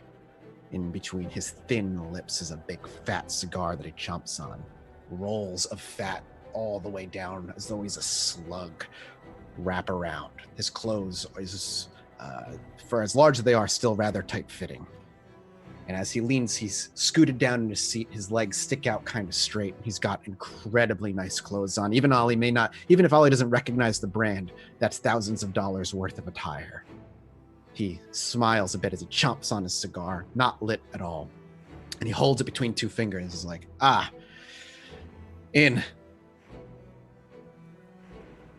Luso. Rudy I does joined? not step into the car. Yeah, that's what I needed to know. Rudy shuts the door as you step in. The car, now that you sit, and again, as we know, Butcher is a rather large, muscular figure, almost evens out a little bit when he sits down, but the most of the weight is still where this Mr. Ballard stands. The cigar still between both of his fat fingers, and as he smiles, there's just a little bit of spittle that kind of flies from his lips as he speaks to you. You, Oliver, the Butcher Hopkins, the one that sits in our territory, gifted by the Prince of Chicago, her very self, and you are the one the Doc One brings. And he says that with a bit of vileness to his Vitriol. words. Vitriol. That's the word I was looking for. With that, the car begins to move. I has a lot of trust in you, whatever the fuck reason. So, Mr. Butcher, Ollie, Mr. Hopkins, what would you prefer to be addressed to? Ollie works. Everyone calls me Ollie. Ollie, then. Tell me, sell yourself to me. He thinks you're worth bringing in on this venture of mine. But I want to hear from the horse's mouth. Why am I to trust you, bringing in this little endeavor to make information sharing in Chicago that much safer? Well, it has to be. You know that. Information has to move faster. It does. It's got to move better than how it is. You're damn right. I don't have to sell myself, Mr. Ballard. The prince already believes in me. So she does. Don't mean I got to. I still don't know why I was put in the Ventrue territory. I honestly think that it's penance for a past life. But I try to do what's right. I know that the Ventrue don't exactly care about the area around my bar. So I try to take care of myself. Crime is at an all-time low. The kind are cleaning up. The blood is growing stronger. It's less tainted. Is it, though? We still got People- thin blood problems running across the city. Siren has been outlawed for years, and still, we have thin bloods running around near Anarch territory and in ours. We just took care of that. At least some of it. So I'm told. In fact, Mr. Jackson is proud of the four of you. Is he? Impressed with your work. Cleanly done. Which is not the reputation that follows the four of you around. Well, if there's one thing that you can trust from me, Mr. Ballard, is that my candor is of honesty. And while I respect the position that you, Camille, and Mr. Jackson is in, Camille is quiet, but she's serpentine. Mr. Jackson is Takes a a big dickhead. puff of his cigar and lights it. Mr. Jackson is a dickhead, and I don't know you well enough. But I hope that you are everything that your reputation speaks to. And what does my reputation say to you, Mr. Ollie That this Hopkins? don't matter. The clothes on my back, the mask on my face, the clan that I represent, it doesn't matter unless, of course, I'm valuable. There's more value than just that of me. The metric of the man for you is measured by their utility. That's what I've gathered. You also know the volume of which money speaks. It's kept you at the top for a while now. I see But my that's what I know about reputation you. precedes me, though the fact that you know that much about me does concern me. I got nothing but You've been time to doing learn your- about people. You're in Chicago. How many of us are there? Enough. Good answer. Enough. What do you Well, know you about ain't me? wrong, at the very least. Yeah, I value people on their worth. And the Nosferatu, well, rats that they are, crawling around in our sewers and causing us problems when they peek out and a mortal sees their skin. While that is certainly something to keep an eye on, the Nos are also, for better or for worse, the lifeblood of information in this city. Have been for years. But the loss of ShrekNet has certainly slowed things down. Getting what I need, learning what I need, used to be much faster than this. I'm looking to change things a little bit here. Security is of the utmost importance, and the Second Inquisition have been pouring resources into ensuring that nothing we do is safe. Can't take a cab in this fucking city no more without getting running risk of getting your head taken off or being kidnapped and pushed into the sunlight come morning. Not that I take cabs, but he A shrugs. man like yourself would probably be pretty hard to push into light, though. I feel that. I live the hefty life myself. So, I've been working on something for a while, but I need to pull in some NOS. People I can trust. People I can pay and trust. And for what it's worth, Mr. Hopkins, you've been in our territory for nigh on a decade, and still very few problems arise. And while my kind may be frustrated and understand the significance of being put in our territory, That's just the way of the world sometimes. Norris was kind of an asshole. Leapt. Spoke before he leapt. And Max, as useful and as binding as he was to Chicago, well, Max ain't here no more, is he? Disappeared. Max was good. He had his value. But you, being in Ventrue territory, not causing much problems, working with us even most recently. There were those who doubted that would last that long.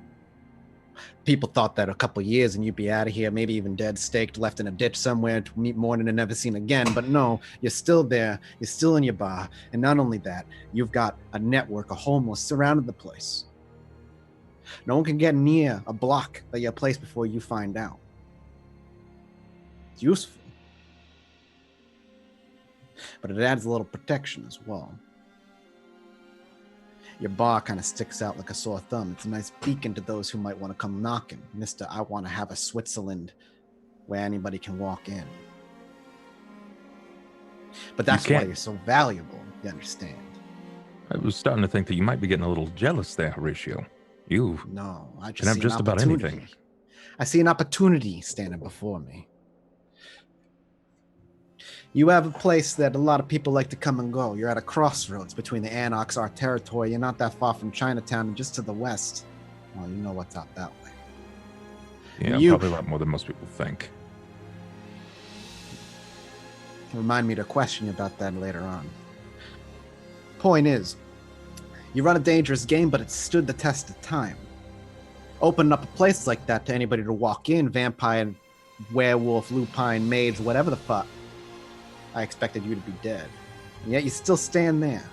Not only do you still stand there, you're a prominent fixture.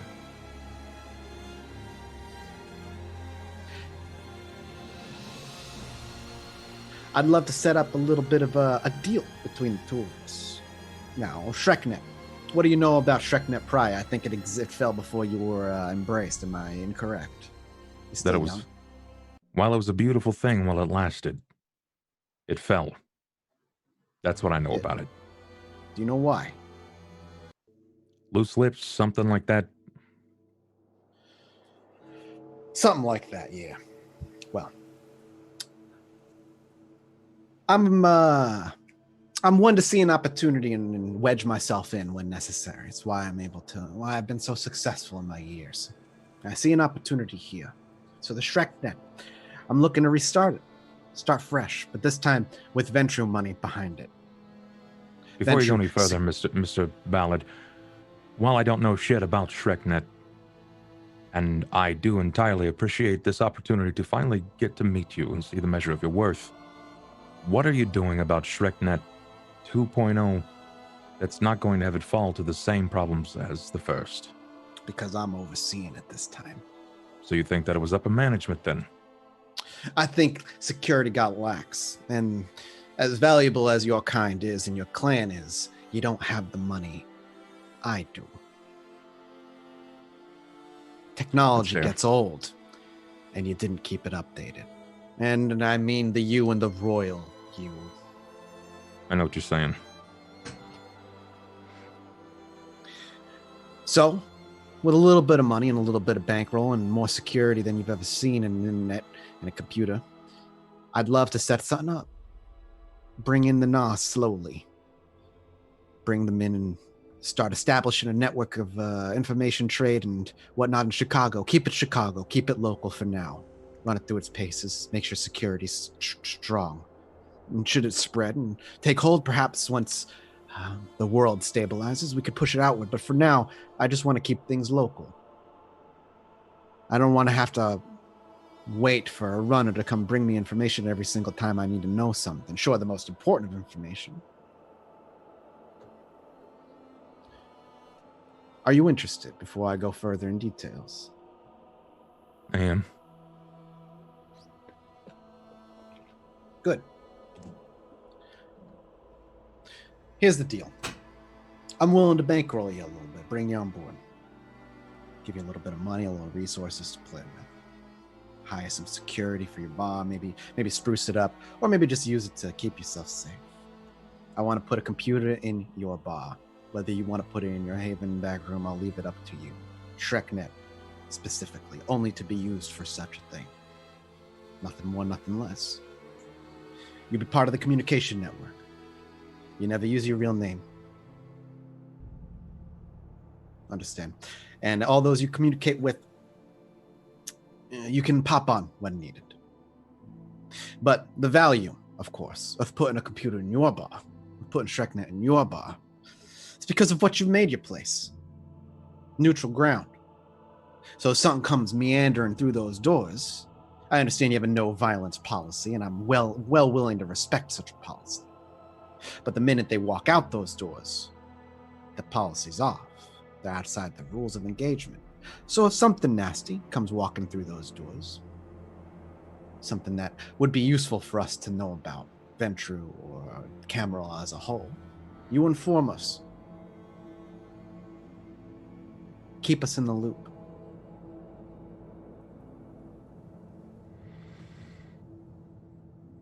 I like where it's going. I do have some problems that I would like dealt with. And it would help to have allies to know about them so that they can also deal with them, because the problem for me is a problem for the greater Camarilla. You and I agree on that. What's your problem? At the moment, it's Inquisition. That's everybody's problem. They're working, at least in some degree, in tandem with the Lupine of Berwyn. Not entirely surprising. They both hate us. I met with one last night. Not a Lupine. A Lupine? Mm. No. I met with Inquisition. And you walked away. Is he dead then? He wanted to work out a deal. A parlay? Well, I ain't fucking... That's some rare shit right there. He wants me to find someone and bring him to him. And his offer to me, he would set me up to meet a Lupine on some kind of neutral ground. Mr. Hopkins is a popular man. I'm starting to find that out these days. Happens when you sit in the epicenter of so much. Something tells me that you have not gone without similar things yourself, Mr. Ballard. You may not sit in the center, but you certainly hover it.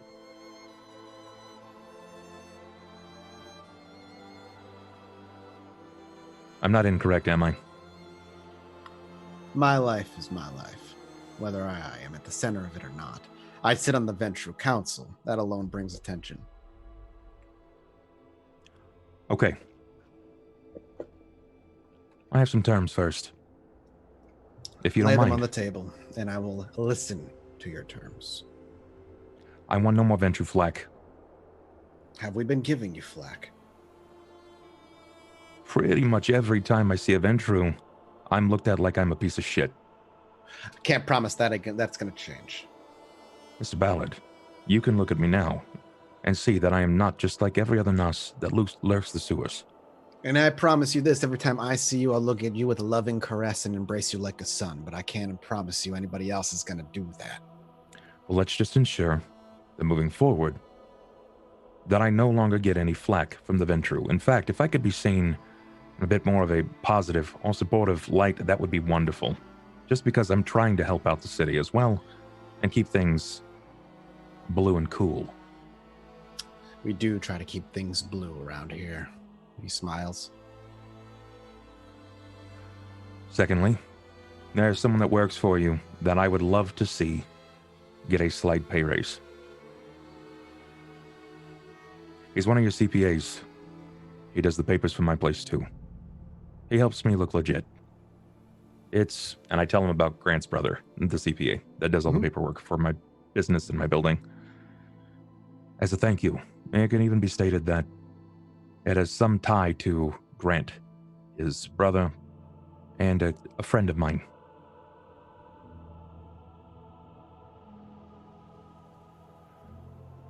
The Inquisition, that same Inquisition, have started to operate within the confines of our city, and they're operating with the homeless as well. I heard as such, but it hadn't been confirmed to me yet personally, so I appreciate that. I'm monitoring it, and I'm keeping my eyes and those that I trust on them as well. I would like some help acquiring some anti-opiates, butybuprine, Narcan.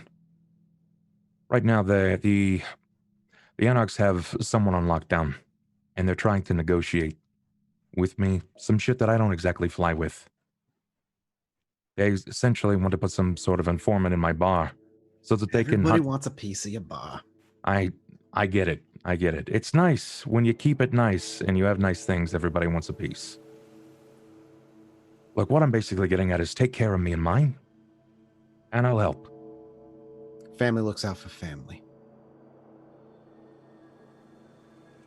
Yeah.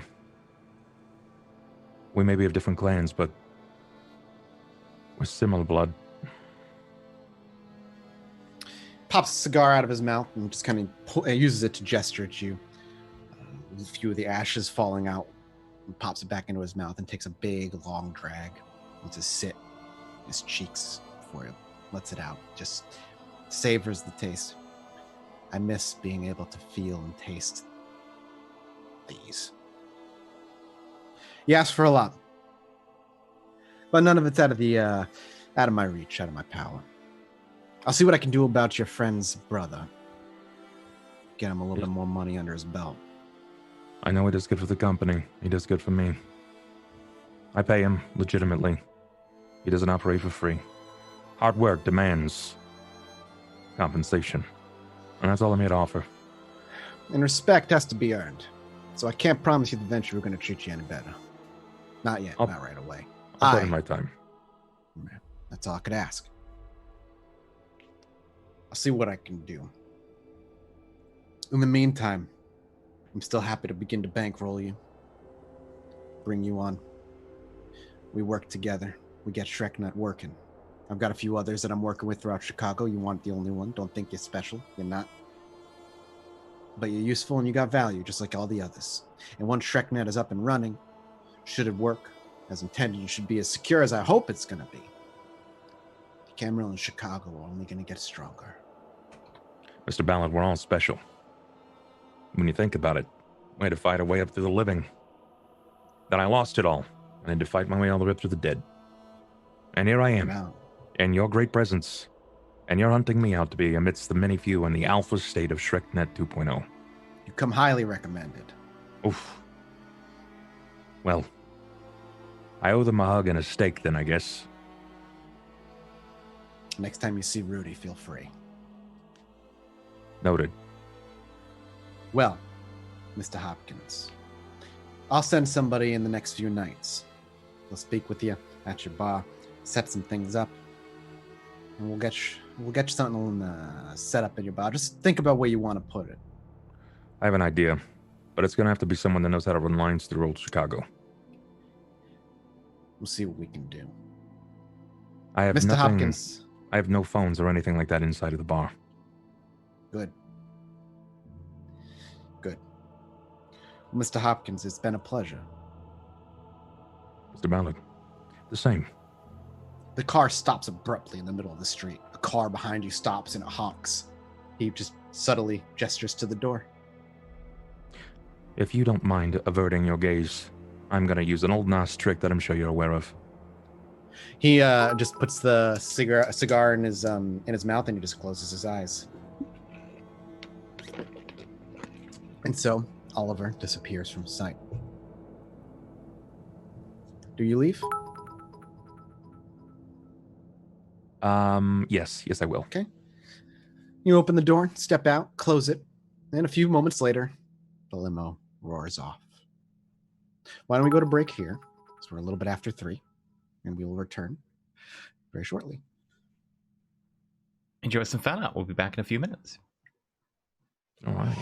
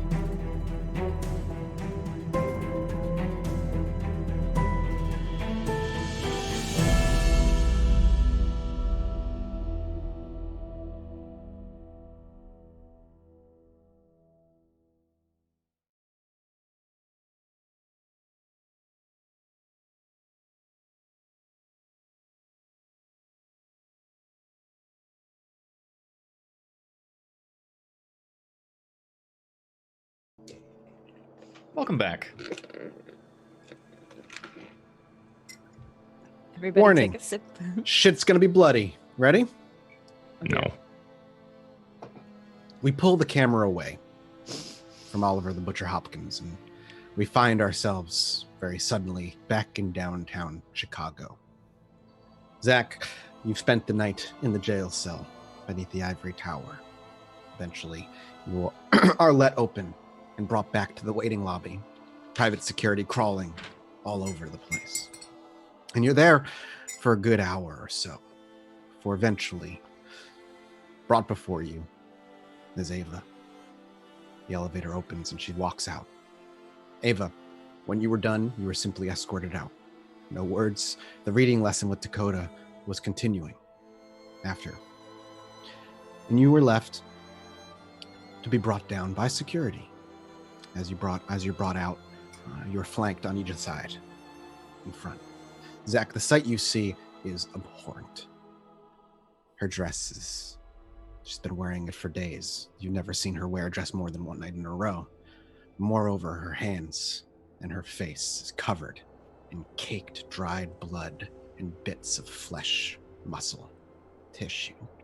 Her dress from here down to about her midriff is just covered and drenched in liquids and blood. What does Ava look like? Does she look stunned? Oh, by the way, rouse check as you wake up for this evening. Everybody, including Ollie. Apparently hungry. Could I have fed when I got back to the bar? You could have fed. They had nobody in one of their back rooms. However, you could easily grab one of your homeless nearby if you really, really were hungry. Okay. You'll take care of them. You always offer. offer them a place to sleep for the night and some Yep. food in the morning and whatnot, and you may feed. Zach Ava, Is there a feed has button? I can't remember. on the third page, Predator, and your Predator type by default is there, but you can use a different one. strength plus brawl, I believe, for Ollie. Oh, there it is. Yeah. Zach's currently got his wrists Yeah, you and feed. head duct taped. He's wearing a baseball cap. Yep. What does Ava's face look like when she's brought out here? Is it stunned? What is her demeanor? How does she carry herself? Exhausted, distraught. Probably for Zach, the most distraught he's seen his sister in quite some time. And just days old makeup just kind of coming off of her face. Like Mathis described, just tattered, blood, disgusting everywhere. This is like unsightly, and in some ways Ava still feels a little ashamed to even look like this, but more than anything you see this look of exhaustion on her face. And she is escorted, like I said, flanked on either side by private security until she's eventually brought before you, Zach. They don't say anything. They just let her walk forward. And once she's forward, they turn and they go back to their posts. One heading to an elevator, and the other one has a quick conversation with the woman at the desk before he makes his way off to a side door and disappears behind it before you can hear the magnetic lock follow behind. Before you is your sister, and she looks traumatized. You do not know what happened. Okay. I don't say anything at first. I just look at you. Is there like a bathroom or something on this floor? There are public restrooms here, but washing off blood in a public restroom could be problematic. Yeah, it depends. Like, Ava has a obviously they domain brought her in this down very covered building. in. They brought her down covered in blood into the lobby, so I assume that they're kind of okay with us popping into a public restroom in the lobby. You can assume what you want. Okay. You're not sure. Do you want to spend the night here, or do you want to go somewhere else? To my place. So you wish to head up to the 20th floor, making your way to the elevator or using the stairs? Elevator. She's tired, right? She doesn't feel it. She doesn't feel exhaustion. She's a kindred. But Mentally if she tired. wishes, Mentally exhausted. Sure. So you head to the elevator. Call it. It's a private one. You can Does use. the elevator have mirrors in it? Yes. Stairs. Stairs it is. Walk your way up the stairs. Silent the whole way. Her heels echo in this empty hallway as they clack with tile. Zach maybe even looking over every so often. It's just a blank stare on her face. Just genuine nothingness. It's disturbing even to you. Long walk. While later, 20 floors up. And eventually you're here. You make your way to a hallway and the door to her suite. It opens. It's as you left it, untouched. Wait here a second. I'm going to pop in, and I'm going to remove turnaround or cover every mirror. In her apartment? Mm-hmm. So Zach runs off and heads over to, I'm assuming you just grab sheets, spray towels, whatever you can find. And you spend a good 10, 15 minutes covering mirrors. A lot of mirrors here. While it's a suite and it's large, it's still a suite in downtown Chicago. And mirrors make things look bigger anyway. Helps fill out the space. Eventually, white sheets hang from every reflective surface you can find. And you head back to the door where Ava stands outside. The first thing Ava will do, just wait for a second, and she will clean herself up. Just So she makes her way to the bathroom, and you can hear the water turn on. Yeah, I mean, Zach probably turned the water on when he was in there doing the mirrors, because I expected that's where she'd go. This splashing of water across your face. Do you immediately remove the dress? Yep. Full of blood. What do you do with the dress? Do you place it in a dry cleaning bag for someone to pick up later, or do you do something else? I will shove it in a trash Toss it? can. Yeah. Toss it in the trash can. And as you hurl it into the trash can, you begin to wash the blood off of your face, and you look up, and as you even bring your lips up and check your teeth, you see you have to pick out bits of flesh. Dehumanizing. It's animalistic. And it pisses you off. Do you feel insulted by this? How does she feel? I still Is it feel just embarrassment, or is it ashamed. more Embarrassment. Yeah. So we see her picking away at her teeth and a piece of skin, a bit of bone.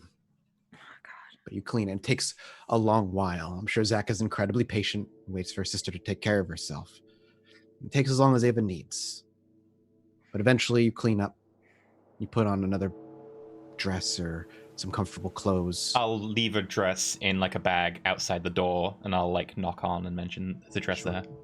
So you pop it open, you can see it hanging. She reaches out, pulls it in. You dress into something comfortable. Do you leave the bathroom, or do you stay there for a while? What does Ava do? She will stay there for a little bit. Maybe once she's all cleaned up, look again in the mirror, take a glance at herself. Just looking at herself normal again for a few minutes. And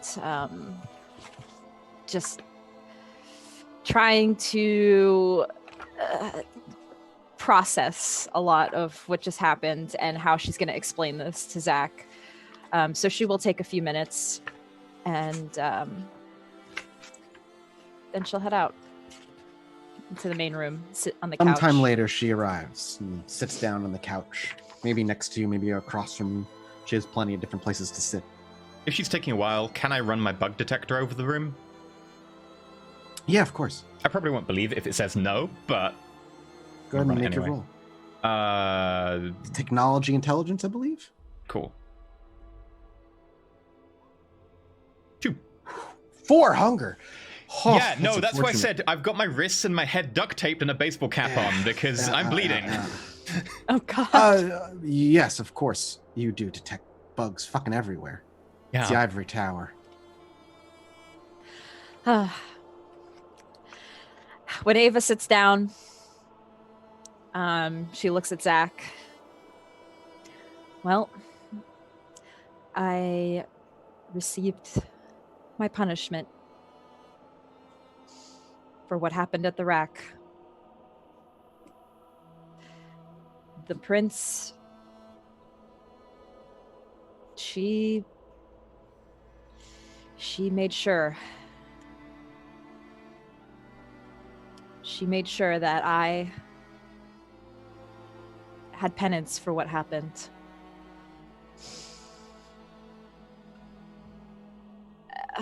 You know, the boy I killed. She needed a way to dispose of the body. She needed it to be taken care of. And it was my responsibility to take care of the body. Right there. In her cush, lavish little room. I was to take care of things. In front of her, in front of the sheriff, in front of Dakota.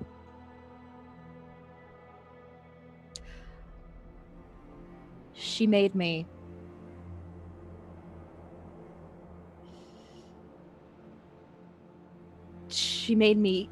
consume the entire body so that nothing would be left for evidence.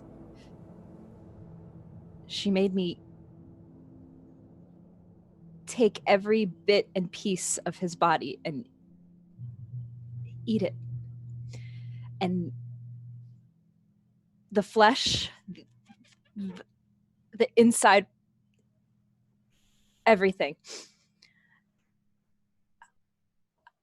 I had no choice but to do it. I don't know how I did it. I just did. I just sat there. She watched.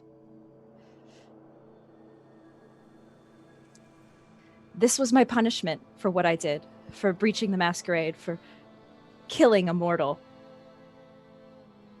for being so hungry that I drained his entire life. I was to take care of things. And there I did.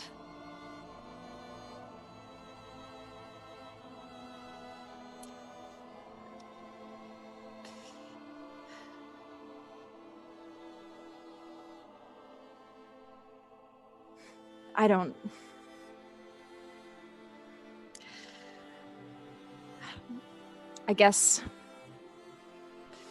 guess that's what I deserved.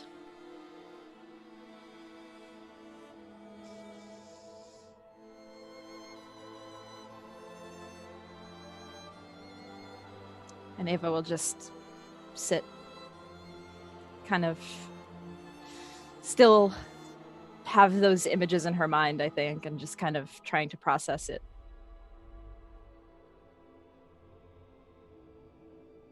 Zach's gonna one-armed hug Ava in.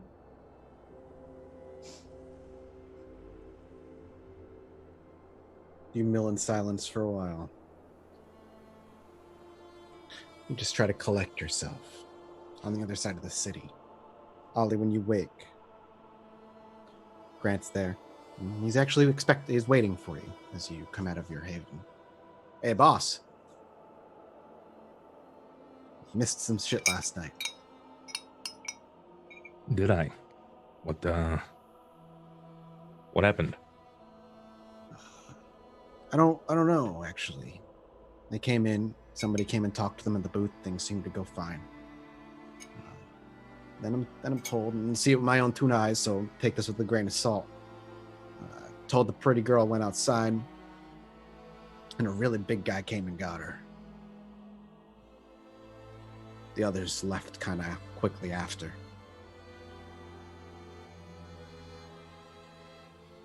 All right.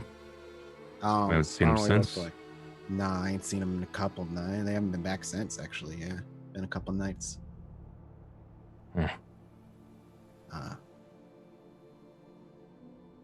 Didn't sound good. Don't know what happened. Was it blood? He shrugs. I don't fucking know. They came here looking for her, though, so happened right outside. Guy was big, had a motorcycle. Intelligence politics roll. I would say out of game. Do I know that information? Is it intelligence politics or politics intelligence? Ollie's specialty. great. Yeah, Yeah, I this know. is gonna be. There's probably very few people that fit that description though, so I got a success. Oh boy, one success. Big guy, motorcycle, takes a minute. Sheriff? If the sheriff came, then shit went down.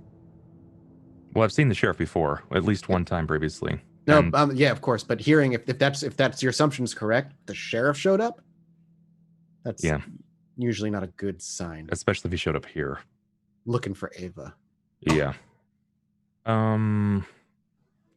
Shit. Well, Grant, when it rains, it pours. He's giving me another long night. Can't get you anything. I don't know No. where they went. So Just- I'll watch the place. You can have another busy night, it sounds like. Thanks so much, man. I appreciate it. If there's anything else that I can get you, Grant, don't hesitate to ask. I wouldn't dare ask for more than you give. Boss, just be safe. That's all I want. Because if you die, what, am I going to go back to the streets? I'll work on that too. He just gives you a grin. Just be safe, boss. I don't know why the pretty one's getting yanked into something. Hey, we all fuck up once in a while. Let's go find out. I'll see you later, Grant. He just nods. Have a good night. And make your way out. Where do you go? Do you head downtown? Yeah, I'm probably gonna move in that direction. Okay. Where do you go when you head downtown specifically? Are you heading to the Ivory Tower? Are you just milling about? Well, if the sheriff took them, I'm guessing that it's to the tower. It's a pretty decently safe assumption. I know that there are cells there, as I've stayed there once before myself. So, yeah, I'm gonna. If I get no as an answer, I'm at least gonna stick around until I can find someone that can give me answers. Sure. So Ollie makes his way downtown into downtown Chicago through the sewers and the like. Takes you some time, but it's safe, and as far as you know, nobody's been following you. It's a good place to go. You make your way out of the sewers a few blocks out. There, 34 stories high, is the tower itself. You make your way inside, and it's empty. It's full of private security. And do you walk in the front door? Or do you just kind of mill about in the back? Do you wait? Yeah, I know you said there are. It would be one of those things where I would probably just try to go in after leaving the sewers invisible. I would probably step inside and make myself known again, and then I would probably approach the front desk. You make your way towards the door, invisible, to walk through. As you pull and reach forward to walk through the doors themselves, as you pass through the archways, this gorgeous building, and the marble floor before you greets you, you can feel it as you step through. Something pushes away your invisibility, and you're aware of yourself, and you're aware other people can see you. This is fine, as long as the door is closed and the outside world didn't get You to walk see me. through. There's a woman behind the desk, young woman as always, and like I said before, plenty of people in suits, private security. I'll be adjusting myself, probably making sure my buttons are all lined up, and I will move dressed to to the the front nines desk. as you can. She looks up, she smiles. How can I help you tonight? I was hoping to find out if there was someone, a couple of someone's here.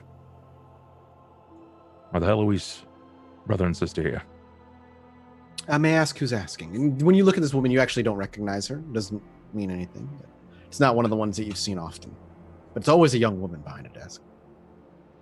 Oliver Oliver, last name, if you don't mind. Hopkins. She looks through, types up something on a computer, pops open a book, writes something down, scratches. The Heloise twins are in. Are they available to be seen?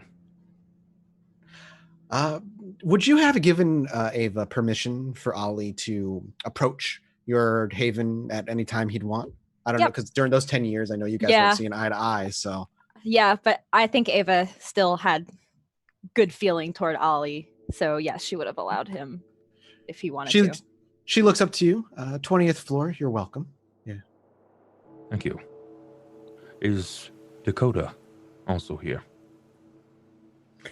She looks down. She is, but she's occupied. Understood. Thank you very much. And I'll see you to the elevator. Doesn't take you long. Make your way up the elevator and to 20th floor. Make your way over to her suite. Have you been in her suite before? Have you visited her suite? So this is Never the first before. time. The hallways are stark white. It's almost hospital-like how this place looks, how clean it is. There's some art that hangs on the walls and a mirror here and there, but even that is sparse. This hallway is wide and features only 3 doors, 2 on the left, 1 on the right. And there's a clear security camera, not only at the end of the hallway, but obviously in the elevators. That doesn't surprise you at all. Right. When you make your way over to the door, there's no number or anything on it. It just simply has her name on a metal plate right next to the door that belongs to her. It's a gorgeous oak door. I'll knock on the door. Zach and Ava, you've been sitting there in silence for some time, just kind of collecting yourselves, and you hear a knock at your door. Now, security's tight in the ivory tower, so I wouldn't say it would raise immediate pull-out gun suspicions. If they got through the ivory tower with guns to kill you, then they're powerful. Likely, it's not anything threatening, but it could be Camarilla, could be Hound, could be literally anyone working in the ivory tower. My first thought would be it's Sienna, and I'm like, I don't want to see her right now. Shall but I go check? Please. I go up to the peephole. And you see a familiar face on the other side. It's Ollie. Do you want to see him? Yes, let him in. I open the door like a little bit, like the amount you'd normally let someone slip in, then I realize it's Ollie. Have to open it a bit further. And you're greeted with Ava's apartment. The thing she was rewarded with for a job well done 10 years ago. How is it decorated, Ava? We've seen it before, but a quick refresher. It's been a while. Decor, very modern, very clean. From what you gather, in her main living area, she has very nice decor, many photographs across the wall. Different types of photographs, one shot of Chicago, one of a few of just different people and things like that. But it's, there's just a lot of really nice decor in the room. Vaulted ceilings. Man, a guy could get used to that. Well, Ollie, it's happy that you can finally see the place after 10 years. Welcome. yeah, it's beautiful. As Ollie I like goes it. past, I'm just going to whisper, the walls of ears. So, how have things been?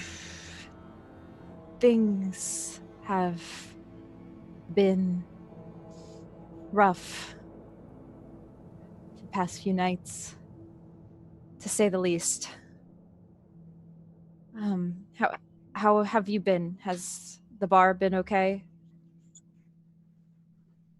Bar's good. I mean, as good as it's gonna get. Heard you guys showed up last night. Yes, 2 nights ago. Sorry, I was a little indisposed. Did wonder where you were. Did Grant not get a message out to you? Grant said he'd seen you. I left a note. Did not get a note. It's all right. All's well. Didn't end up being anything too bad anyway. It was just a busy night, letting you know that I was gone. Just in case you came in. And by happenstance, you did. I was also told that somebody on a motorcycle picked Ava up. Don't know too many of them.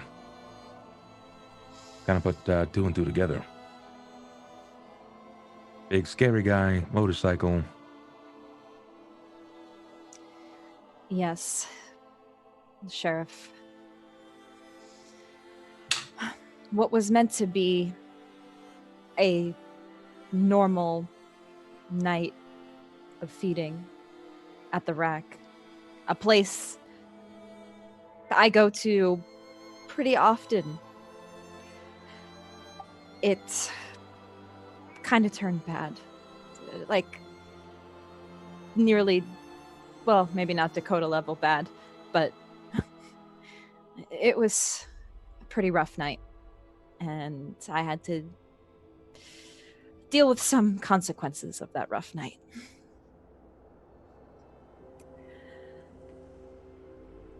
What happened? Ava You kind of tend to play things by the books. Ava kind of closes her eyes, not wanting to fully retell it, but she just, takes a minute to just prepare herself. If you don't want to retell it, I can. Yeah, I looked at Zach. Yeah. Do you want me to tell Ollie somewhere so you don't have to relive it? It's fine. I just don't want to actually say it. Ava drank someone dry at the rack. She fixed things so that everything too awkward was covered up. But she still killed someone on Camarilla property. The prince gave her a punishment, which is now over.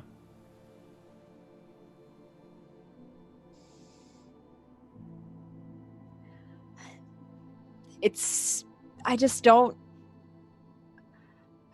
understand how our prince, who I thought we had some sort of similarities in some ways, that we both are Toreador, from the same clan, the same interests, the same weaknesses. That's what she used. She knew exactly how to hurt you.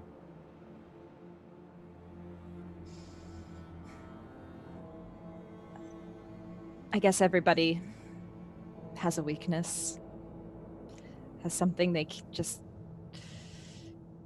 can't. I don't know. Ava just is very, very distraught still and can't really make sentences. So, is your punishment over, or? Yeah. Okay. Yeah. You know what? It could have been a lot worse. If you think about it, it was 2 nights. And lesson learned. There were no other Masquerade breaches involved. Ava managed to deal with things quick enough. You know you can come to the Lights Out pub and feed. It's controlled environment. Even if you have an accident, you'll have to be damn good at making it better for the right people. But you'll have an easier time there than at the rack. Yeah. Maybe I'll do that from now on. Feed somewhere not as crazy as the rack, as many people around. It's just, this normally doesn't happen. I just kind of let myself get more hungry than I realized. I don't know. Everyone has mistakes. That's right. You have to control what controls you. And what controls us more than anything, aside from the Camarilla? A beast. Yeah. Adam, what's your deal, Bookworm? What's with the tape? I'm a little bit hungry. Really? A little bit? Because the last time... You're bleeding again, aren't you? I haven't had a chance to feed for a few days. Ava, are you fine if we leave? Yeah. Yeah. I kind of just want to lay low for a little bit. Would laying low at Ollie's bar be okay for you? Yeah, Somewhere as long as different? we don't get any more visitors. I don't You- want any more visitors.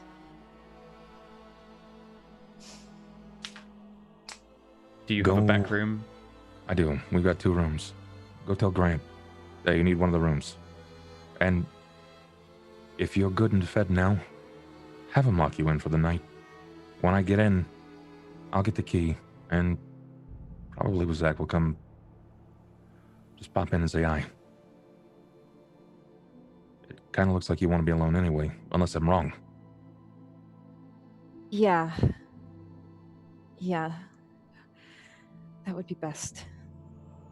We could also Alright. do with talking about things, Ollie. Yeah. Yeah, you could say that there's... Yep. There are things. I'll get my car. So Let's get the you three of fed. make your way out of the ivory tower. Do you all head back to the bar then? Is that the plan? Okay. Yeah, at least near enough. Ava, you have a Text- chauffeur that you can call. I'd rather not use Ava's car. It's a little too obvious. I also don't know if she Yep. wants to be around her chauffeur right now, so I have my retainer drop off the car, and Your retainer's use busy it. tonight. They're nowhere nearby. You have I'll them ask doing them to something. travel over. If it takes an hour, I'll wait an hour for it to travel over the car. Sure. When you get outside and turn your phone on, I assume perhaps it was a poor assumption for me, but I assume Zach would turn his burner phone off when entering this ivory tower for safety precautions. Yeah. Yeah. When you head back outside and turn the phone on, you go to text. Actually, you have a text that your flip phone vibrates. It's got a little envelope digitally on the front. You flip it open and hit it. Maybe make your way away, and it is actually a retainer. Just says, "She's here tonight."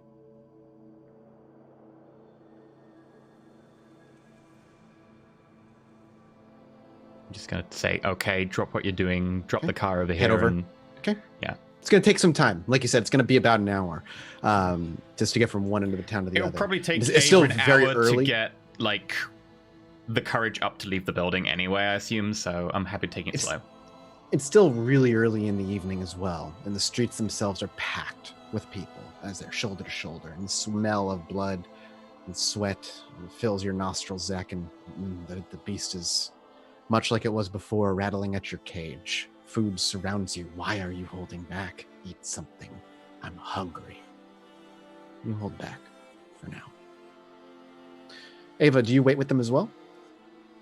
Or do you use your chauffeur? I look at them. We could just take my car. Do you want to be around your chauffeur right now? Not really. I don't really want to be around anybody, so I guess I can wait. If you want your chauffeur to drop us off, we can do so. But I assume you would want to keep this a small gathering. Yeah, I just don't want the questions. What happened? Are you all right? I haven't seen you in a few nights. You look different. You look off. I just don't want to hear it tonight. Man, are you guys dating? Sounds like you got a boyfriend. No, he just makes sure I'm okay. Is he a retainer? Yeah, he's a little bit more than that too. Not in that way. He's a ghoul. Maybe best to not go past Grant on the way in. Yeah, another one I don't really want to hear. I'm not in the mood for my normal flirtatious gestures and moves tonight. Do you have a back entrance to the bar? I don't. At least, not one that's convenient. It's fine. If it's just a minute, I'll deal with it. What's wrong? We can keep each other company. We can wait an hour. It's fine. We stuck together for 3 years. It's true. It's fine. So you wait. Hour passes. I imagine conversation is kept relatively light and not particularly filled with much interesting tidbits. Until eventually you get a text, Zach, that says, just head 2 blocks north. I'm waiting for you. I'd have her leave the car and just walk away and have the night off to herself. Yep, she does. She And leaves I the car. wouldn't even have the text back because I'd have turned the phone off when I'm in the ivory tower. So Sure. I will have just kind of assumed a time, probably give her like Yeah, an extra you half could have hour even leeway. given her a spot, and that's where she would have Yeah. gone. And that's where the car, as some time passes, you check every so often. Eventually, the car is there. One of the times you check, you Yeah. all hop into it, and you can start heading to the bar. Finally, at least some privacy while you drive. Eventually, the city lights fall behind you, cascading and falling as the highways rather arch up and devour the city in your rearview mirror. You're then greeted with suburbia, and then further than that, the dilapidated buildings of a poorer part of Chicago. For the little haven that is Ollie's Bar greets you. You're brought in, I assume you park a decent distance away, and with time, you eventually make your way into the bar. Ollie, can you go first and distract Grant? Shouldn't be about distracting Grant. I trust Grant. True, but he does have a flirtatious banter that I don't think Abe would appreciate right now. Who do you think is going to be watching over her while we're gone? If I just respect him and ask for the same respect in turn, he's not going to abuse that. He's got a heart. But I'll He go might in. not know the situation is my concern, not his heart. I'll go in. Give me 5. Swing inside. Starting to get a little bit busy here as people are coming in and out. Yeah. You heading to the back? Yeah, I'll grab him briefly. Sure. Heading through the back, and he's actually out front. Do you wait for him to finish doing what he's doing with the guests? Mhm. Yep. Another 10 or 15 minutes. Eventually, he's talking to somebody over his shoulder as he pushes the door open. Doesn't even notice you there until he's done. Closes the door, looks up, kind of startles you. God fucking damn it. Sorry. God, hey, boss. I'll put a bell on him. Make it a little easy on you next time. Yeah, what can I do for you? Sorry, I was... Ava's going to be staying with us for a night. She's going to walk in. She's going to grab one of the back rooms. All right. Normally, I wouldn't mind your normal nature to be a prime horn dog most of the time, but she's kind of having a I rough believe night. the kids say horny on Maine. Yeah, I don't know. I don't play with kids. That being said, once she goes in the back room, just lock up. Lock up on the outside. Don't let anybody in to mess with her. Even if you pass by and she's like, "Hey, I gotta get out. I gotta take a leak or whatever." Just let her take all the time she needs. She's gonna need to be alone. Sure. Do we need medical attention or? Nah, she's having a rough night. All right. Say no more. Sounds good. Just tell me what room she's in so I know which one to look out for. Let's get the second one. Sure. He nods and reaches in his pocket, pulls out a key, and heads over to the back, unlocks the door, and just kind of pushes it open. Free when she's ready. I'm going to head back out front, though. Busy night, and I'm the only one on. Do we need to get you some help? It would not be terrible if somebody jumped in the kitchen tonight. It's Tuesday, but goddamn. Yeah, I'll see what I can do. It might be a rough night, but we'll see what we can do for the future. Bring on some extra help. I'll do what I can. Yeah. And he's kind of like puts his hand up, just like, all right, I'm gonna head back out front. And he quickly hurries back out towards the grabs something that was finished in the back, a thing of fries, and brings it out front and hands it to somebody who can hear him talking to people. Good man. I gotta have that guy's money. He's gotta get paid a little more. I'll wait him out until they get in, and Yep. I'll make sure that she's not accosted by anyone. Yeah, She's not. While in the car, You. I'd like to have one word with her if I could. Yeah, go ahead. Good. Zach turns around in the seat.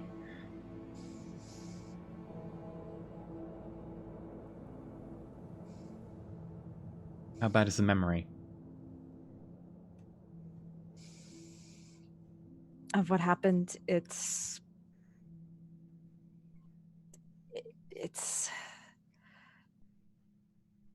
I know what you're thinking.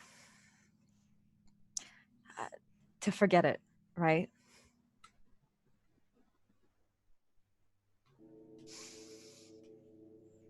You know, that's something I thought about too.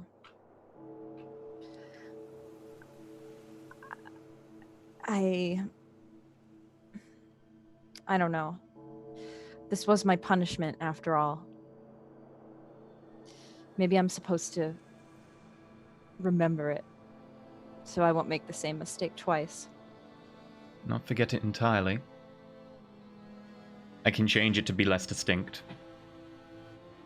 Then you'll know what happened. You'll know how you were punished, but you won't have to visualize every second of it.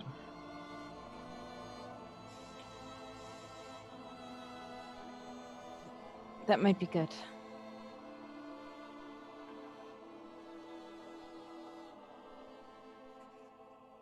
If anything, just wipe the sheriff's smug face from my memory, and that'll sustain me. That more than anything. The humiliation of him watching me do the most vile of things. Feeling like he has so much more power over me. That's truly what is eating at me.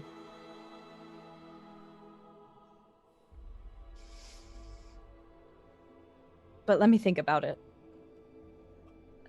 Perhaps I should keep this memory. Perhaps this is... I agree the punishment is important to remember, but you don't need to remember every detail.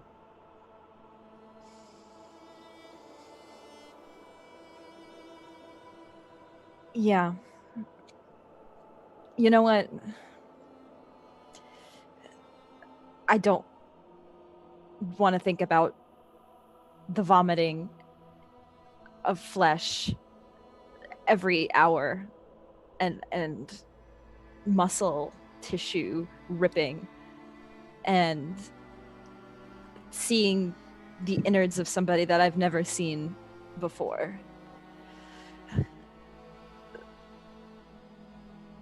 I think those things I could do without remembering. Are you sure that this is something that you can remove without fully removing? I can narrate a new memory, and I just narrate exactly what happened, but in less detail. I need a rouse check from you. And her mind automatically is going to try and resist. This is how it works. Dominate versus intelligence resolve.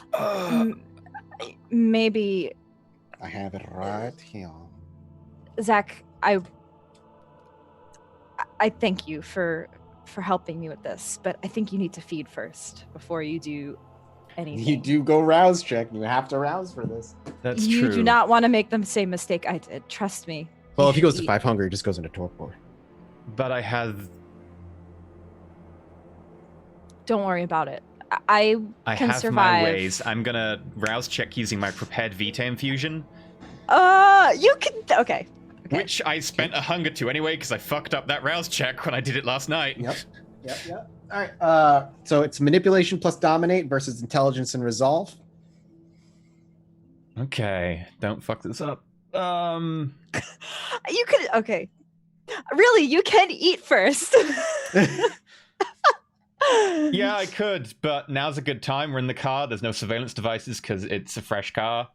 It's pretty good time. It's fine. This is great. Life choices. Tracy, go ahead and roll.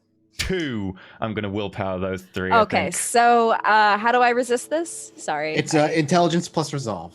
Okay. You willpowering?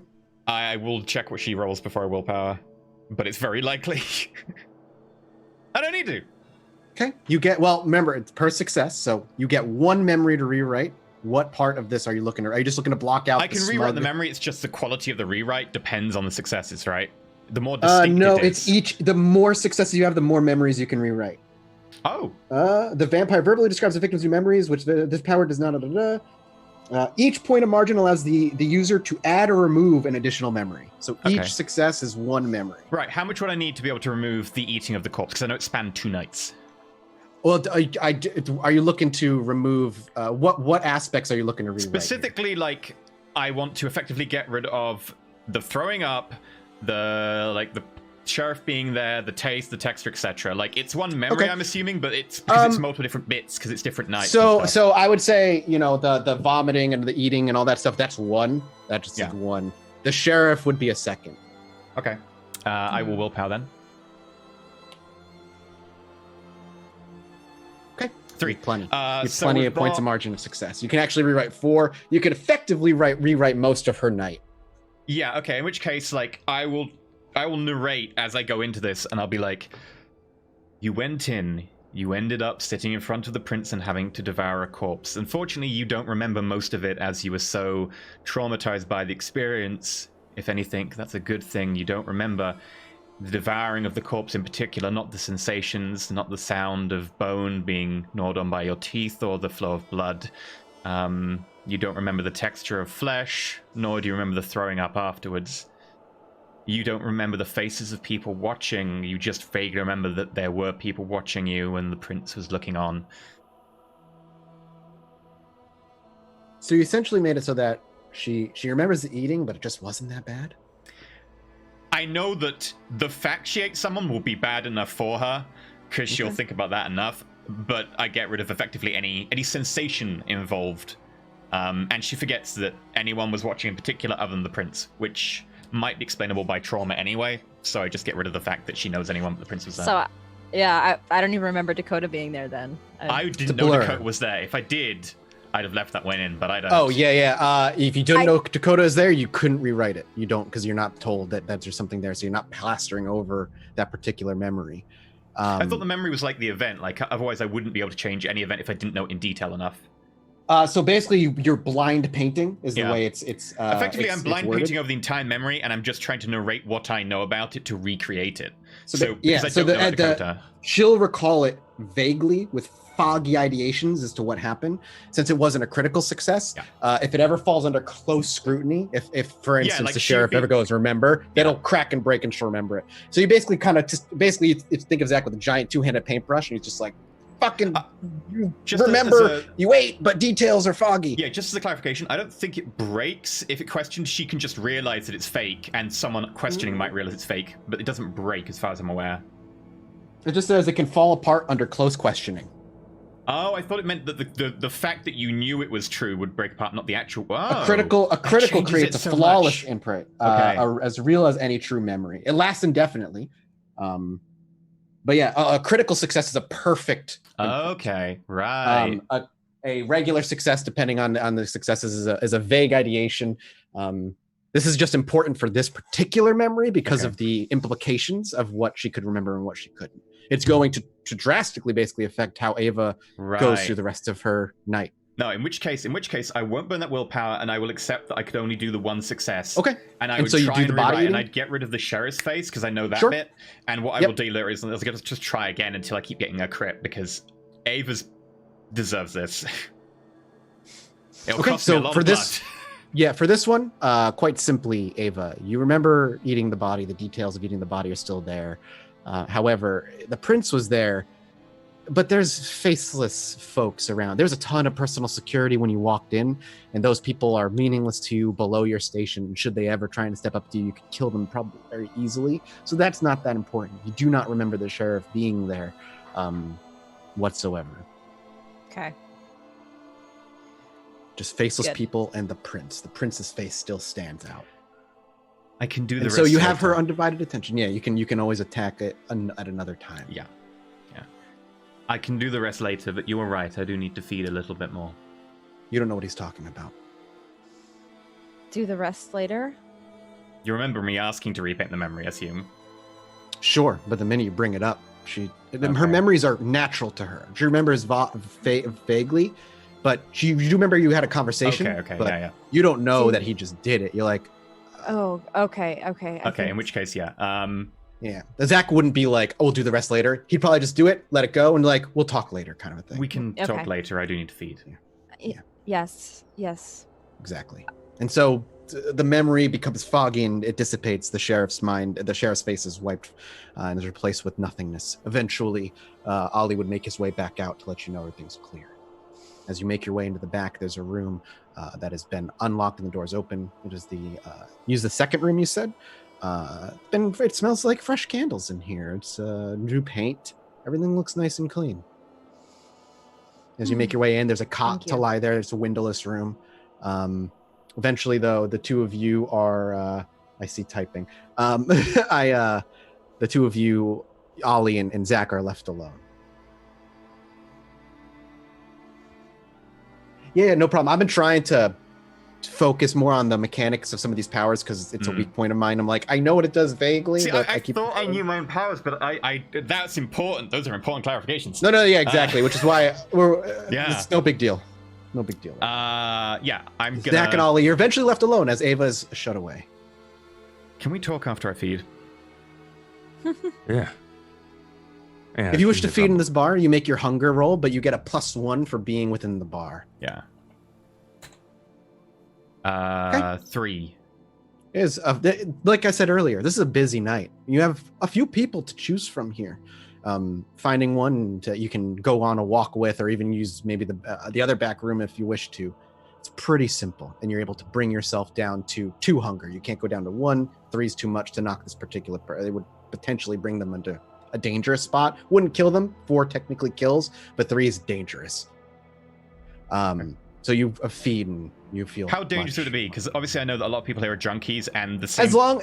They'd basically be out of commission for more than a day. It'd be a couple of days. So if they have anybody that would be looking for them, it might raise a few red flags. You're not going to kill them, but it would certainly put them out of commission for a while, and they'd have to use the other back room for a couple nights to recover. It's not that desperate, not anything to go to desperately, so I only go 2, but it's good to know for future, because if like they're junkies that come to Ollie's bar, it's not as bad as if it was like it's not nearly as bad. Yeah. But this is a night where there's a lot of people, and you're not sure if you have a junkie or not.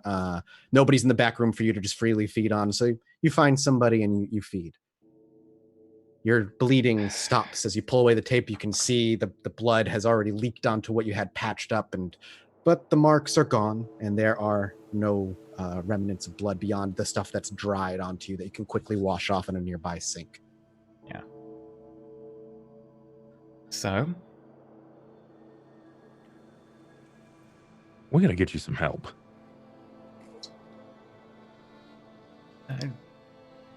You've taped your forehead. You look stupid.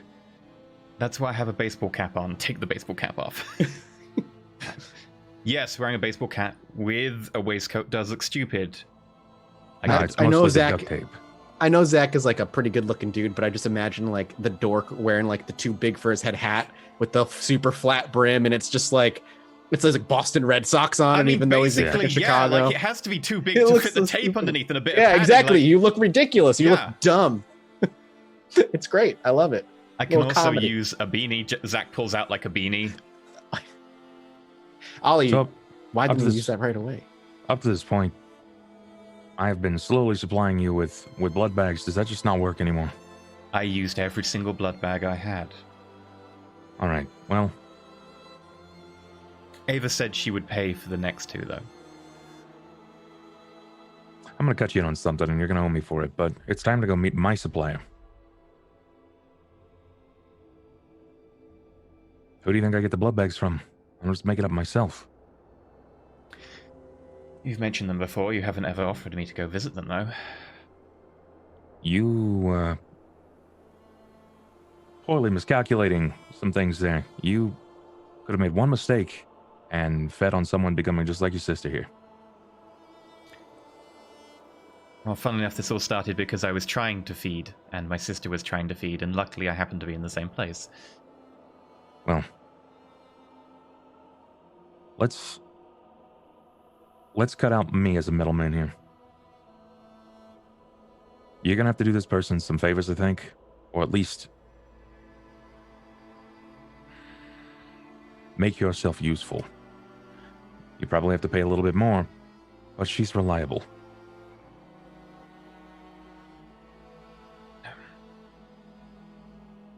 I'll ask if Ava has some money to pay for some blood got- bags. I've got money. You could just pay me back. Sure.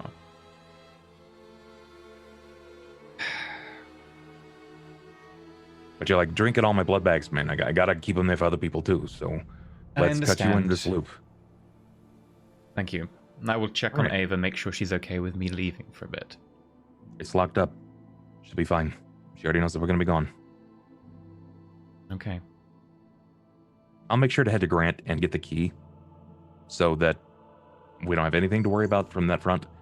Tell them that the first room is occupied, that they'll be staying for the evening. Make sure to comp them their next meal on their way out. Sounds good, boss. And we are going to try to push into getting to Drip. I will check on Ava first and just check that Ava's okay. She doesn't need anything to eat. And I'm going to put that as delicately as possible. I'm a little hungry, but I think I don't want to think about eating right now, to be honest. You guys go. I'll be fine.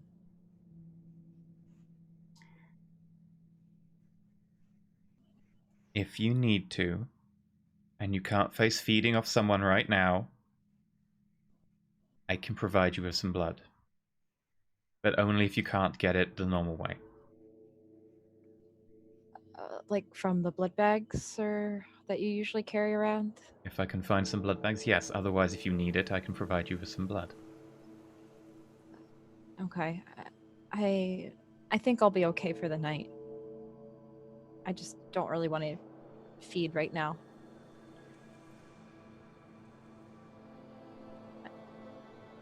You guys go ahead. Hopefully we won't be out long. Are you actually okay with me leaving? I can stay here the night and go tomorrow. It's okay. It's actually quite cozy in here.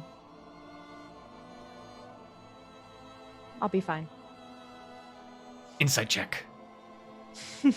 She's okay. I guess you can. roll. Are you bluffing? Are you lying? No, she's You already actually did telling the insight. truth. Yeah. I'll reassure him. Like, come on, man. She's a big girl.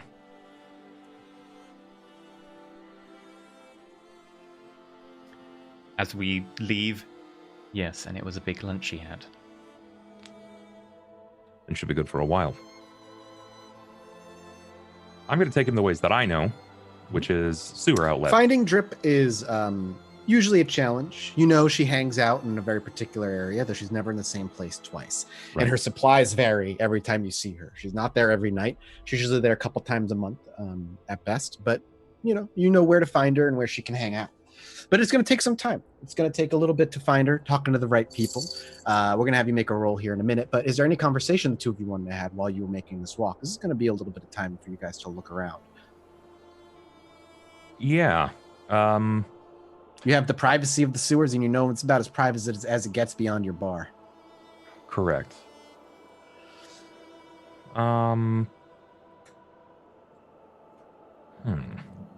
Sorry, I'm flicking through your character sheet real quick.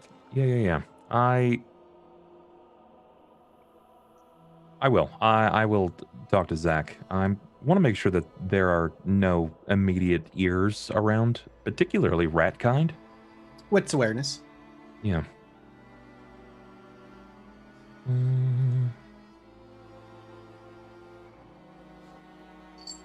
3 successes.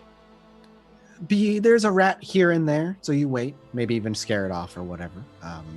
But the rodents down here seem scarce tonight. Okay. I'll definitely scare it off. Yep. Even if it means I have to like punt it down the alley or down the And just wherever. runs off as it Yep. squeaks into the sewers, water splashing behind it. Thing's huge. Sure. It's Chicago. They're like They're Pomeranians. huge. Yeah, they're monsters. So, I was out yesterday. I was in the audience of someone on the Ventrue Council.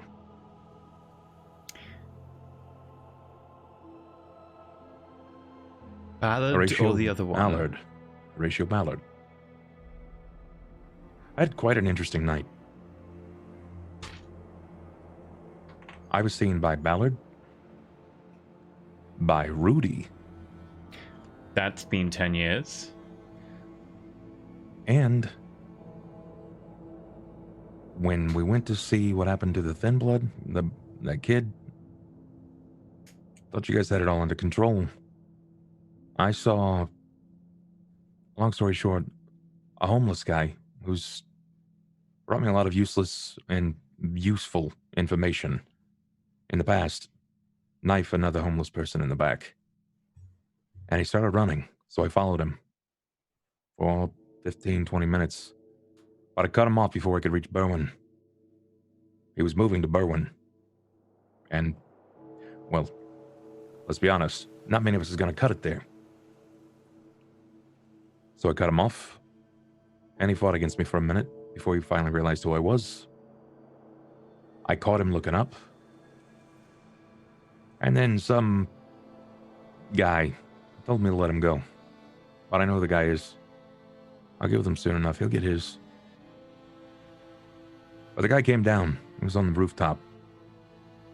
Bald guy. Probably early 40s. At least he looked it. It was SI. Inquisition.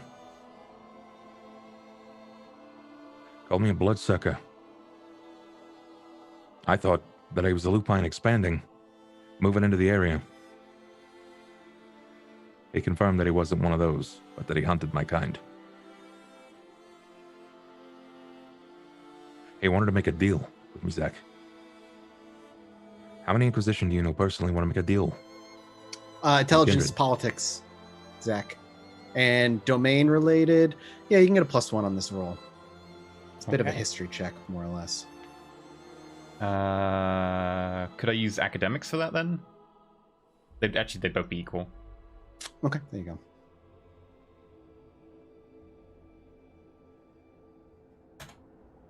Four.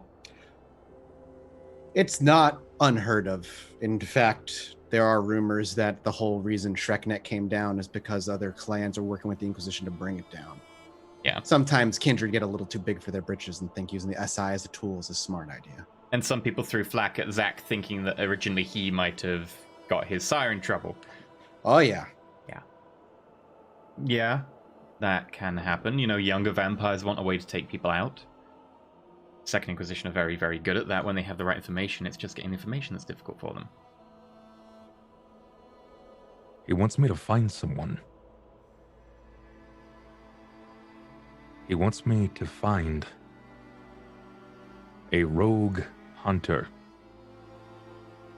A bald, young, loose cannon rogue hunter covered in tattoos.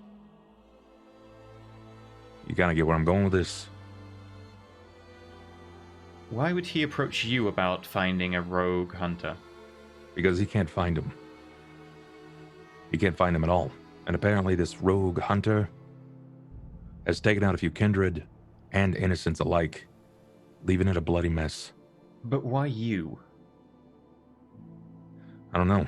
I wandered over there. He said he had no idea that it was going to be me, but he had no idea who I was.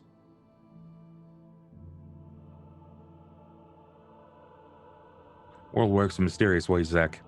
This might just be one of those. Or he possibly has too much information, and he knows too much about you, or the fact that you bumped into this rogue hunter the other day. Could be. It could be that. But you know my luck. If it wasn't for bad luck, I wouldn't have any at all. That is very true of our coterie. He said he wanted to make a deal. That I find the boy, and I bring him the boy, and he'll negotiate with the lupine, and he'll get me to talk to them in a neutral area. Now, I didn't know that the Inquisition were working, or at least in working order with the lupine. Does that make sense? Lupine hate us. I don't see any reason why they couldn't. I'm sure at some point they might consider them a threat. But I thought the Inquisition, they didn't like any of us, at all. You think this is a special circumstance? Enemy of my There enemy are kind of certain thing? practicalities to any politics. Sometimes it's far easier to make an alliance with someone who knows a lot more. Obviously, werewolves live in our lovely occult neighborhood. They know a lot more about us. What the Second Inquisition has is a lot of force, a lot of people, but they don't have enough information. That's why when Shreknet fell, a lot of people got fucked up. It's why when London fell, a lot of people got fucked up, but getting that information is their trouble. If they make an alliance with werewolves and the werewolves know more information, then they get what they need. I can't imagine the religious fundamentalist parts of them would be as happy, but certainly the intelligence agencies are no stranger to making a bedfellow of an enemy to kill another enemy. This guy had no fear of me at all. None. Every Inquisition that I've encountered before, even the one that took off my arm. When I got a hold of him, there was fear on his face.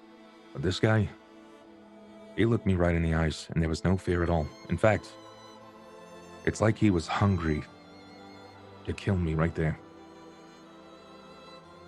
Every time I said something, I saw him twitch.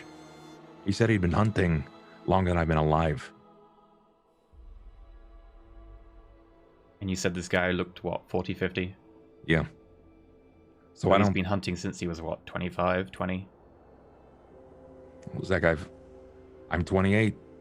Permanently 28. Been alive an additional 13 years. 22 at most. So, yeah.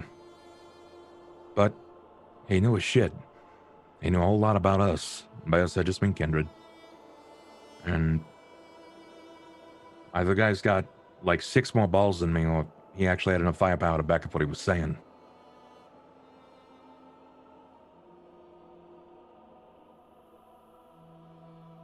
There was no fear for me. He had no qualms asking. And he definitely said he wasn't alone. Well, he was asking you to look into a rogue, lone, hot-headed member of the Second Inquisition. He wants him. He doesn't want to kill him. He wants to take him and train him. Well, obviously, he's been very effective. But He's been real misguided. messy, but exactly. He did say that if he dies, then it's a less of a problem, and he doesn't have to teach someone. But I can't say I'm exactly excited about the idea of my own blood becoming the antithesis of me. Careful what words you use.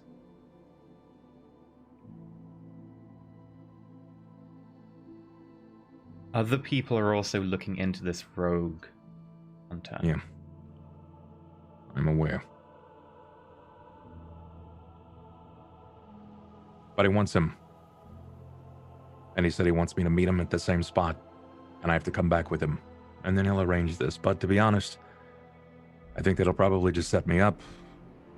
Try to peg me down with a couple of his goons. Kill me and just take him and run. Maybe.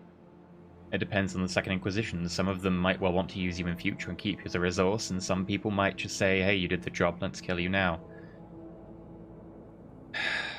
He kept calling me Golden Heart.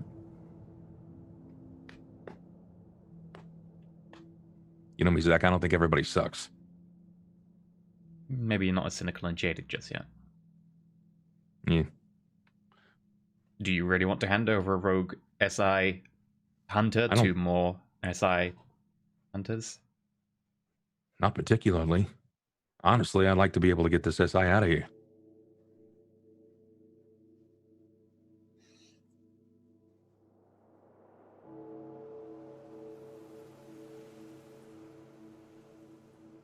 I haven't had a headache in 15 years, but I'm pretty sure the last few nights would have given me a headache if I could have one. With your situation, I have no idea, and normally I have many ideas. But right now, you've got way too many people looking into this rogue hunter. Way too many people looking in, and no one knows anything just yet, and too many people asking you to get this hunter and hand them over or do whatever. And if it could just go away, that would be probably the best situation.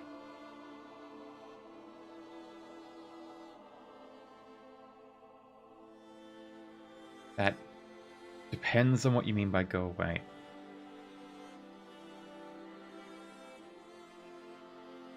I don't think this... I don't know if this is whom I think it is. I don't know. And honestly, I'm better not knowing. I don't know what Dakota saw. Well, whatever it is Dakota saw, she hasn't stopped going on about it.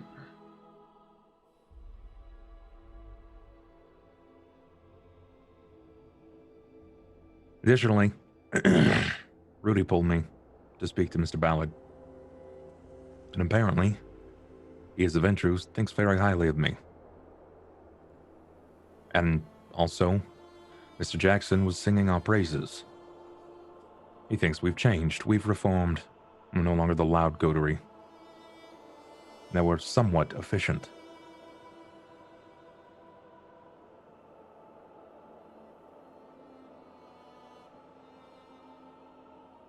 More on that. I'll figure out more in the future. But there's an awful lot of people interested in the Lights Out pub. You are an anomaly in a Ventrue domain, and they're all about proprietary and looks. There's going to be a lot of people interested in your bar.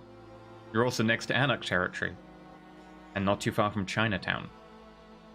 Which we have no idea what's happening there. Has anything come out of that place at all? Not that I know of. I had good food leads on that place. I had moved in there at one point. Not for long. You think we'd be allowed to send someone in to get food?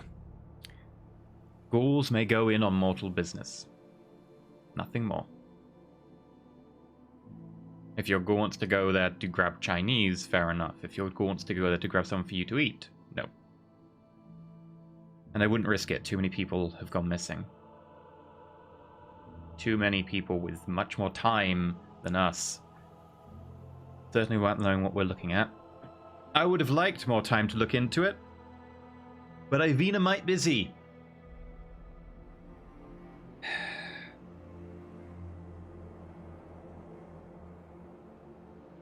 Your sister's gonna be alright. She'll come out of it. Whatever it is. She asked me to soften her memories of it. Must be real bad. She had to eat the man she killed. Kind of pause. Come again? It took her 2 nights. No knife and fork. In front of the prince, the sheriff, and who knows what else. Hell, You did see Dakota walk through. I was about to say, actually, Dakota might have been there. I think I did mention Dakota when I first described it to you. Oh, okay. In which case, yeah. I would have just said, you don't remember anyone there apart from the prince. You were too busy. Okay. Even Dakota watched.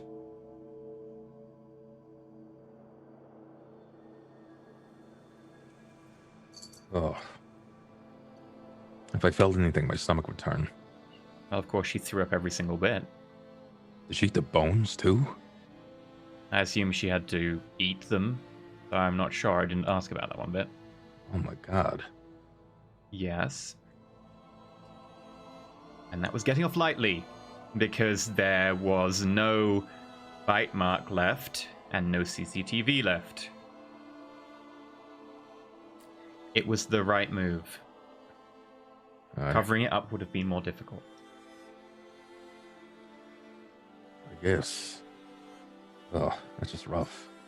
Punishments like this aren't meant for Ava. This isn't about telling Ava you shouldn't let your beast take hold of you. Because every now and again, the beast will take hold of all of us. You live for long enough, you have the beast, eventually it will take hold. It's about teaching people that they can't deliberately go too far. Because there's always that temptation. It always makes people fight harder knowing that this punishment is there.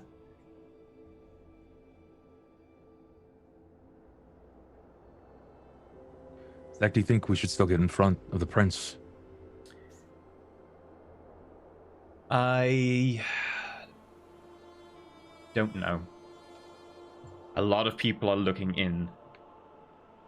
Way too many people are looking in to this issue right now. But jumping in front of this is also jumping in front of a train. You will get hit, and it will be bad. But if you don't, and it gets worse... So then the only other option is to deal with it. The only other option is to make sure this problem is eliminated and dead and buried. Everything else is half measures.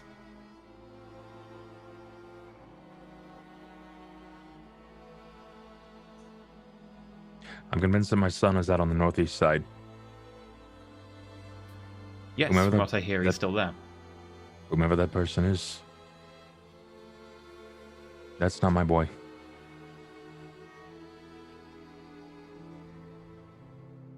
I know you consider these tunnels your home, but they're rented from someone else. I'm aware. That's why I'm speaking in hushed tones. I'm being very choosy about the things that I leak.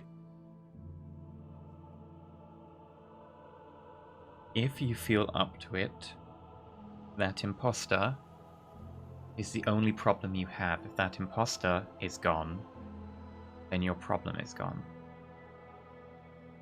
I tend to deal with things up in the forefront. And I don't... I might be able to know someone who can deal with this. Deal with what part? A rogue problem. If anyone should deal with it, you would be the most appropriate. If you need evidence disposing of, I can manage that. But if your rogue hunter is anything like you are, present a challenge and he'll go for it.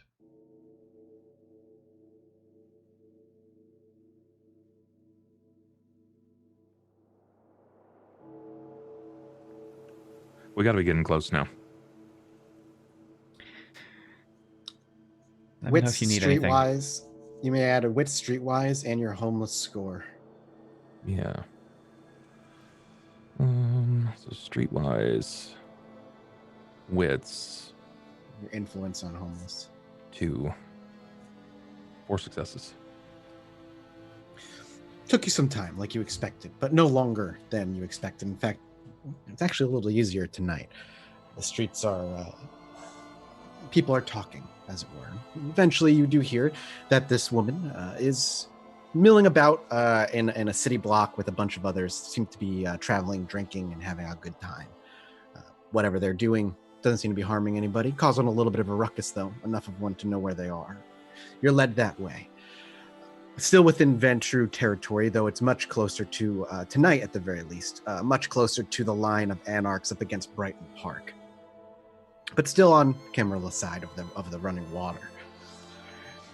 And off in the distance, huddled around, laughing, chatting, you see empty bottles being put on the ground and some drinking is a group of people that are just having a jovial time. As you get closer, one of them you do recognize as Trip. There she is, an older middle-aged woman. She seems to be a cigarette in her mouth, and she's just laughing at whatever the guy next to her said as she kind of pats him on the arm. Does she notice me? Not right away. Do you want to put yourself in her vision more or less? Yeah. Okay. So I'll eventually wheel your way around on the right-hand side, and there's a wall with a bunch of graffiti and tags on it that you kind of just stand next to. You stand there for a while. She looks up once, but it doesn't ever register. Like, she doesn't look at you and nod, or she doesn't say anything. She just looks, then back. Then there's a couple more times she looks up throughout. It takes about 20, 30 minutes before eventually she finished out her third cigarette in that time, quickly kind of puts it out on her pants and flicks the butt before she wanders and eventually very, very slowly breaks away from the group, having trailing conversation continue until she's far enough away where talking is no longer good enough and she can't hear anything. Puts her hands in her pockets and puts her head forward, and she walks over to you. And it's been a while since you've actually had to talk to her. Zach doesn't go through his blood bags very quickly. They're emergency only. And moreover, you have a place where you can feed. It's probably every couple months at the most that you see her. So when you make your way over, she's like, "Hey, I I wasn't sure it was you. Hey, Ventrue. You know, floating here, floating there. Things are going good, but what can I do for you?" Well, I'm out of bags where I'm at, and I know the first time we talked, we haven't talked about it since, but you told me that you only wanted it to be me and nobody else. Trust But I them. have someone that I trust. He's family, and he needs help. Man, He's trustworthy. He's just bad at math, and he can't ever seem to remember when he has to eat. She giggles. It's yeah. It's not that I don't trust that you trust him, but sometimes people get into bad situations and trust has to fall by the wayside for survival, especially in your world. And she never makes eye contact with you while she speaks. I understand. If you wish to remain hidden behind me, you can. Just so he has no idea what you look like. I'll deal with you. You buy the bags off me. I don't want him buying them. I don't want to see his face, and I don't want to know his name. Anybody comes knocking, you're the one that bought it. Trouble falls on your shoulders. Why did you deal with me, then, and not anybody else that comes to you? Call it a hunch.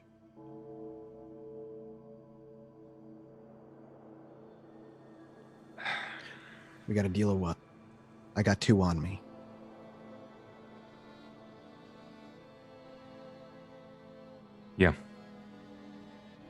Yeah, I'll buy. I don't need money tonight. I've already got it. I don't need it. That's not what I'm looking for. What do you need? I want a drink.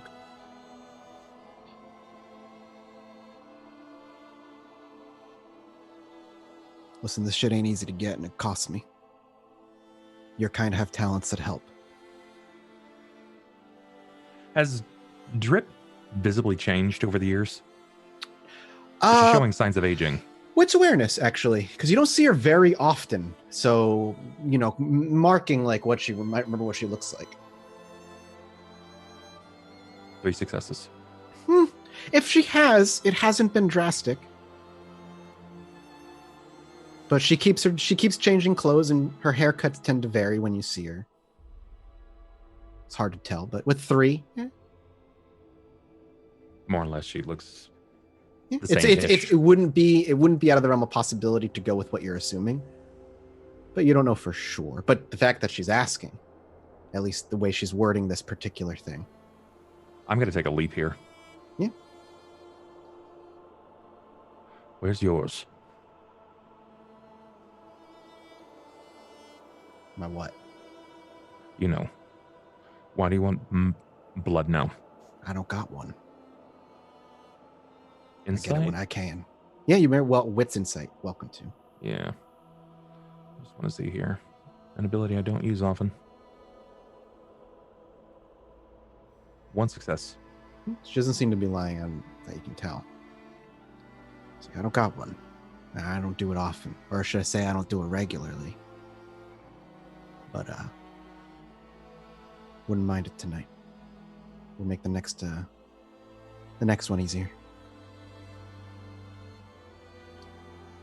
Wait here. We gotta she's like, I Give me don't a got moment. much time. Make it quick. Just a moment.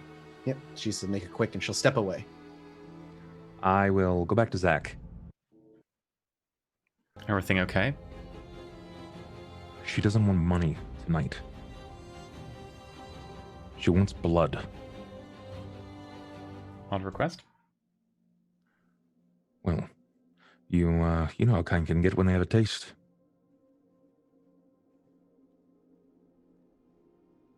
She doesn't want to deal with you. She only wants to deal with me. Even after this long, despite the trust that we've developed, she says she doesn't want to take a chance. Okay. Is this valuable to you? Put it this way, the only reason I could clear up last night was because I had some blood bags on me. They are only for emergency use. Do I know about how much she would want? Is this just like... It's not a point of hunger's worth. It never is. Okay, so It's not much. It's you kind of would slit or a little vial or what have you, and it should sate them. Like I said, I would appreciate an introduction, but if she doesn't want one, I can't push for one. And I wouldn't force or require anyone to give blood to someone else or to end up partially galling someone. That's far too much for 2 blood bags. But I did want to visit some people tonight who you might find interesting. If I can get the blood bags, I'll be happy to introduce you as well. you have like a... can you open up your bag of many things and find like a cup or a vial or something? Your coat has everything. You got a Jack. vial. Of course I've if got you want one. vials. Yeah, I use them for blood exactly. sorcery. Exactly. I pull out a blood vial from my bag, like under the many things in there, and hand you a vial. Okay. I'll roll up my left sleeve and I will make a puncture if I can, or Yeah, of course. whatever I need to. And you can't Yeah, lick. Can you lick your own wounds? Is that a thing that you can do? It's for mortals. So Okay. you heal. Remember, you heal rapidly. You don't need Yeah. to lick your wounds. You just they close within seconds. Okay. All right, then I tell him I'll be back. She's over back to the group chatting, and you make your way back over to the wall and stand there for a bit, and some more time passes. And she eventually walks back over after breaking away from the group. We got a deal, or am I you getting the hell out of here? I have blood, but I need you to Sure. take it now. She without even hesitating, she gently opens her hand. She actually puts her change tin in front of you. If you look in there, there's just a bunch of coins and cash. Yeah, I tell her, I want you to take this now. I don't want a single drop left behind, and I'll take the vial back immediately. She looks around. She's like, "Look, just put it in." This is the only way that you're getting this. You don't want it? I can walk right now. Drip, it's been good. She puts her hand out. Okay. Puts her coin thing away. As soon as if you do hand it over. Yeah. She'll quickly kind of bring it to her. She'll turn her back to you, but you'll see her tip it back, and you'll see her. And if you turn around and you look in her hand, she actually hands you back an empty vial. Okay. She'll lick her lips. And then after she kind of like lets it kind of course through her, and you see her just making sure and thinking, she actually reaches into her jacket, and she pulls. You hear a ripping sound of tape against her jacket, and out comes one just loose bag of blood. She kind of just shoves it into your chest. She reaches the other side, and you hear it. And she hands you the other one. It's like, last I got for a while. Last I got for a while. It'll be a few months. She nods, and then she walks off without another word. Make sure I take the cork, the vial, Mhm. and Get I know that everything. she's at least swallowed up to this point, which is Mhm. the ideal person. Perfect. Then I'll make it back to Zach. You are a gentleman and a scholar. Thank you. Don't say I didn't ever do anything for you. Well, let's go visit some people and let's say that I never do anything for you. We're near by the park, aren't we? Oh yeah, you're not far at all. And I know they're there tonight. I'm gonna pay a Yes, you visit. do. You walk because you didn't take your car. Yeah. It's not that far of a walk, though. And eventually, you make your way. There's the corner store. You can see it a block up. You see the neon lights of the 24/7 slowly spinning in the park before you. And as you make your way closer, the park looks empty until you see the bench that you had a seat on with the Bruja. Ali, a very familiar park in front of you. Just a couple nights ago, you were here. And there is a lone figure, a woman, a young woman sitting on the bench, and she's looking like she's just playing with something in her hand. The closer you get, the more you realize it's a knife. She's playing with a knife. Same one from the night before? Looks like, yep.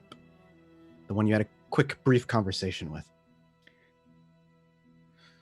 Evening. When you approach and just kind of say evening, Ali, are you following? Are you going to be Yeah. right there? Okay. You say evening. She actually gets a start. Clearly was distracted by her own occupied knife. And she looks up. She's like, shit, I didn't think you were coming. Didn't mean to startle you. She pats the bench. I hope you don't mind. I brought one of my friends. Great. Great. Sit down. Sit. Ollie, what do you do? This is a young girl.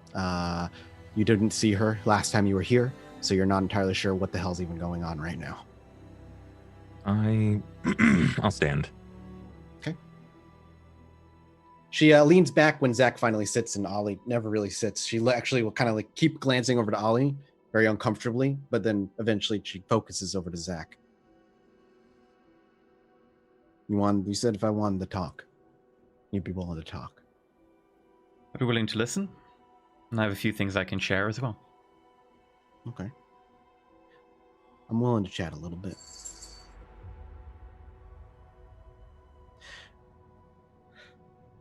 What do you want to know exactly before I start flapping my lips and making a mistake that could get me killed? Right now, there's nothing specific I want to know, because right now you wouldn't be able to be sure if I wasn't someone wanting to angle for information so I could put a stake through your heart. So I'm not going to ask for anything specific. You can tell me whatever you want to tell me. If I have things in future I'd like to ask about, then hopefully we'll reach a stage where we can talk without one of us having to fear that the other one's going to kill the other. That seems to be a good foundation for any relationship. Agree.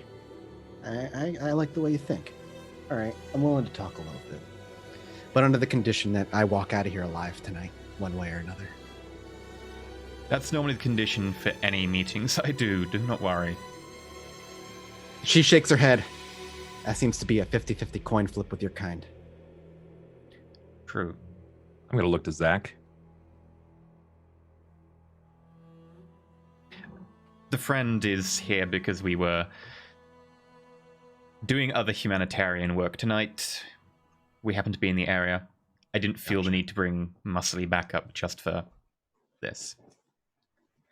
Well, ask a question. I'll do my best to answer. I don't really know what you want to know. But I can't answer anything that's going to put me and the others in danger. Well, pretty much anything I would ask about would put someone in danger. Otherwise, I would not be asking about it. Start asking. I'll tell you if I'm willing to answer. Put it that way. Do you know Saito? She furrows her brow. That's a funny fucking name. No? It's been gone a Chinatown or while. something? Something. No, sorry.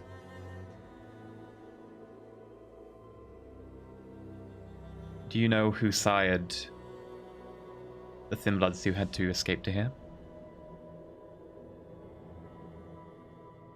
Maybe. I won't put one of yours in trouble. I'll put them in trouble. And they shouldn't be turning kids anyway. What if that person's life was threatened if they didn't do it?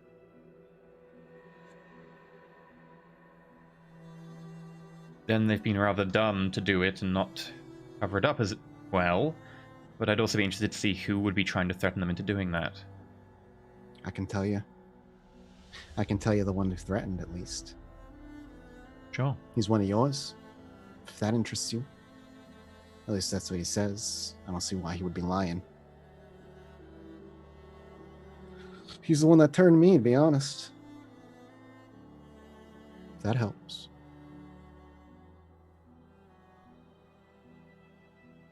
Go on. Sense the beast on her. She's not a vampire, is she? She's part. Like, she's half. She's part. Thin Blood. Mhm. Yeah. She's half. So just to check, from my own knowledge, whoever turned her also turned the person who ended up being a caitiff. You don't know if those two are connected.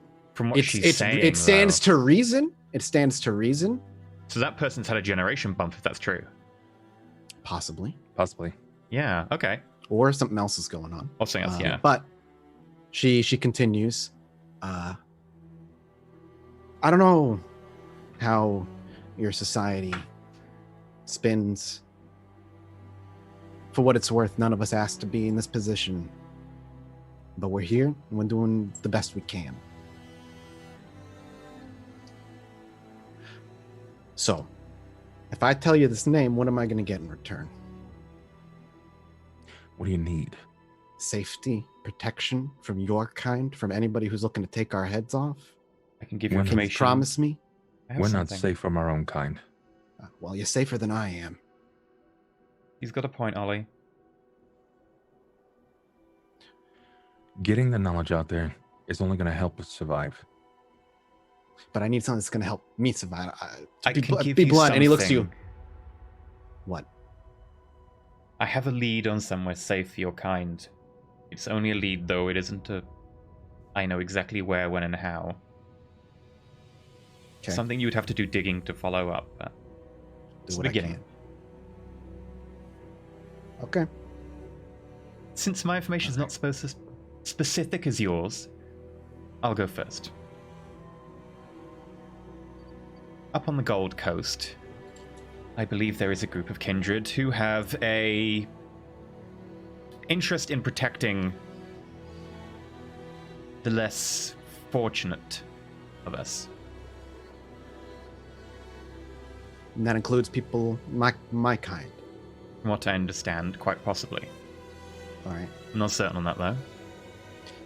Can I ask you help me find someone I'm supposed to talk to about it then? I'm not asking you to give us a personal meet and greet, but that's a far long way away, and something I learned in the past while is that to get from there to there, it's unlikely I'd make it there alive without some sort of protection. You guys are fucking everywhere.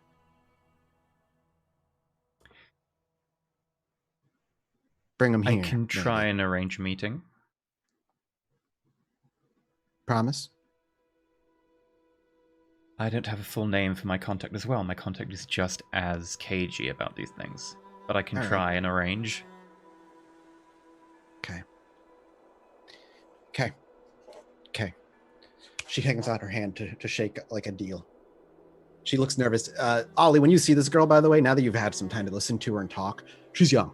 She's like 19, maybe 20. You're not even sure she could drink if she was mortal. But she holds out her hand to shake. Check it. Gives you a firm grasp. You too, right? She looks up to you, Ollie. You heard all this. Yeah, he ain't going to get out of it. If he tries to weasel his way out, I'll give him one pop. But you All ain't right. gonna rat me out, right? I got nothing to gain from it.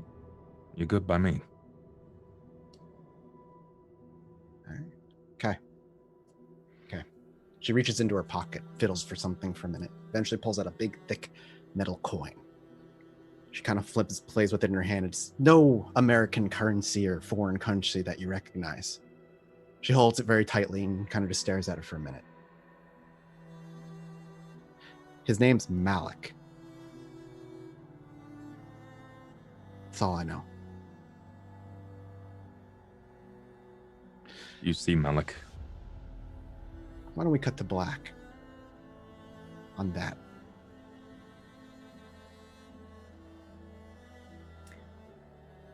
I did wonder if that was going to be the case.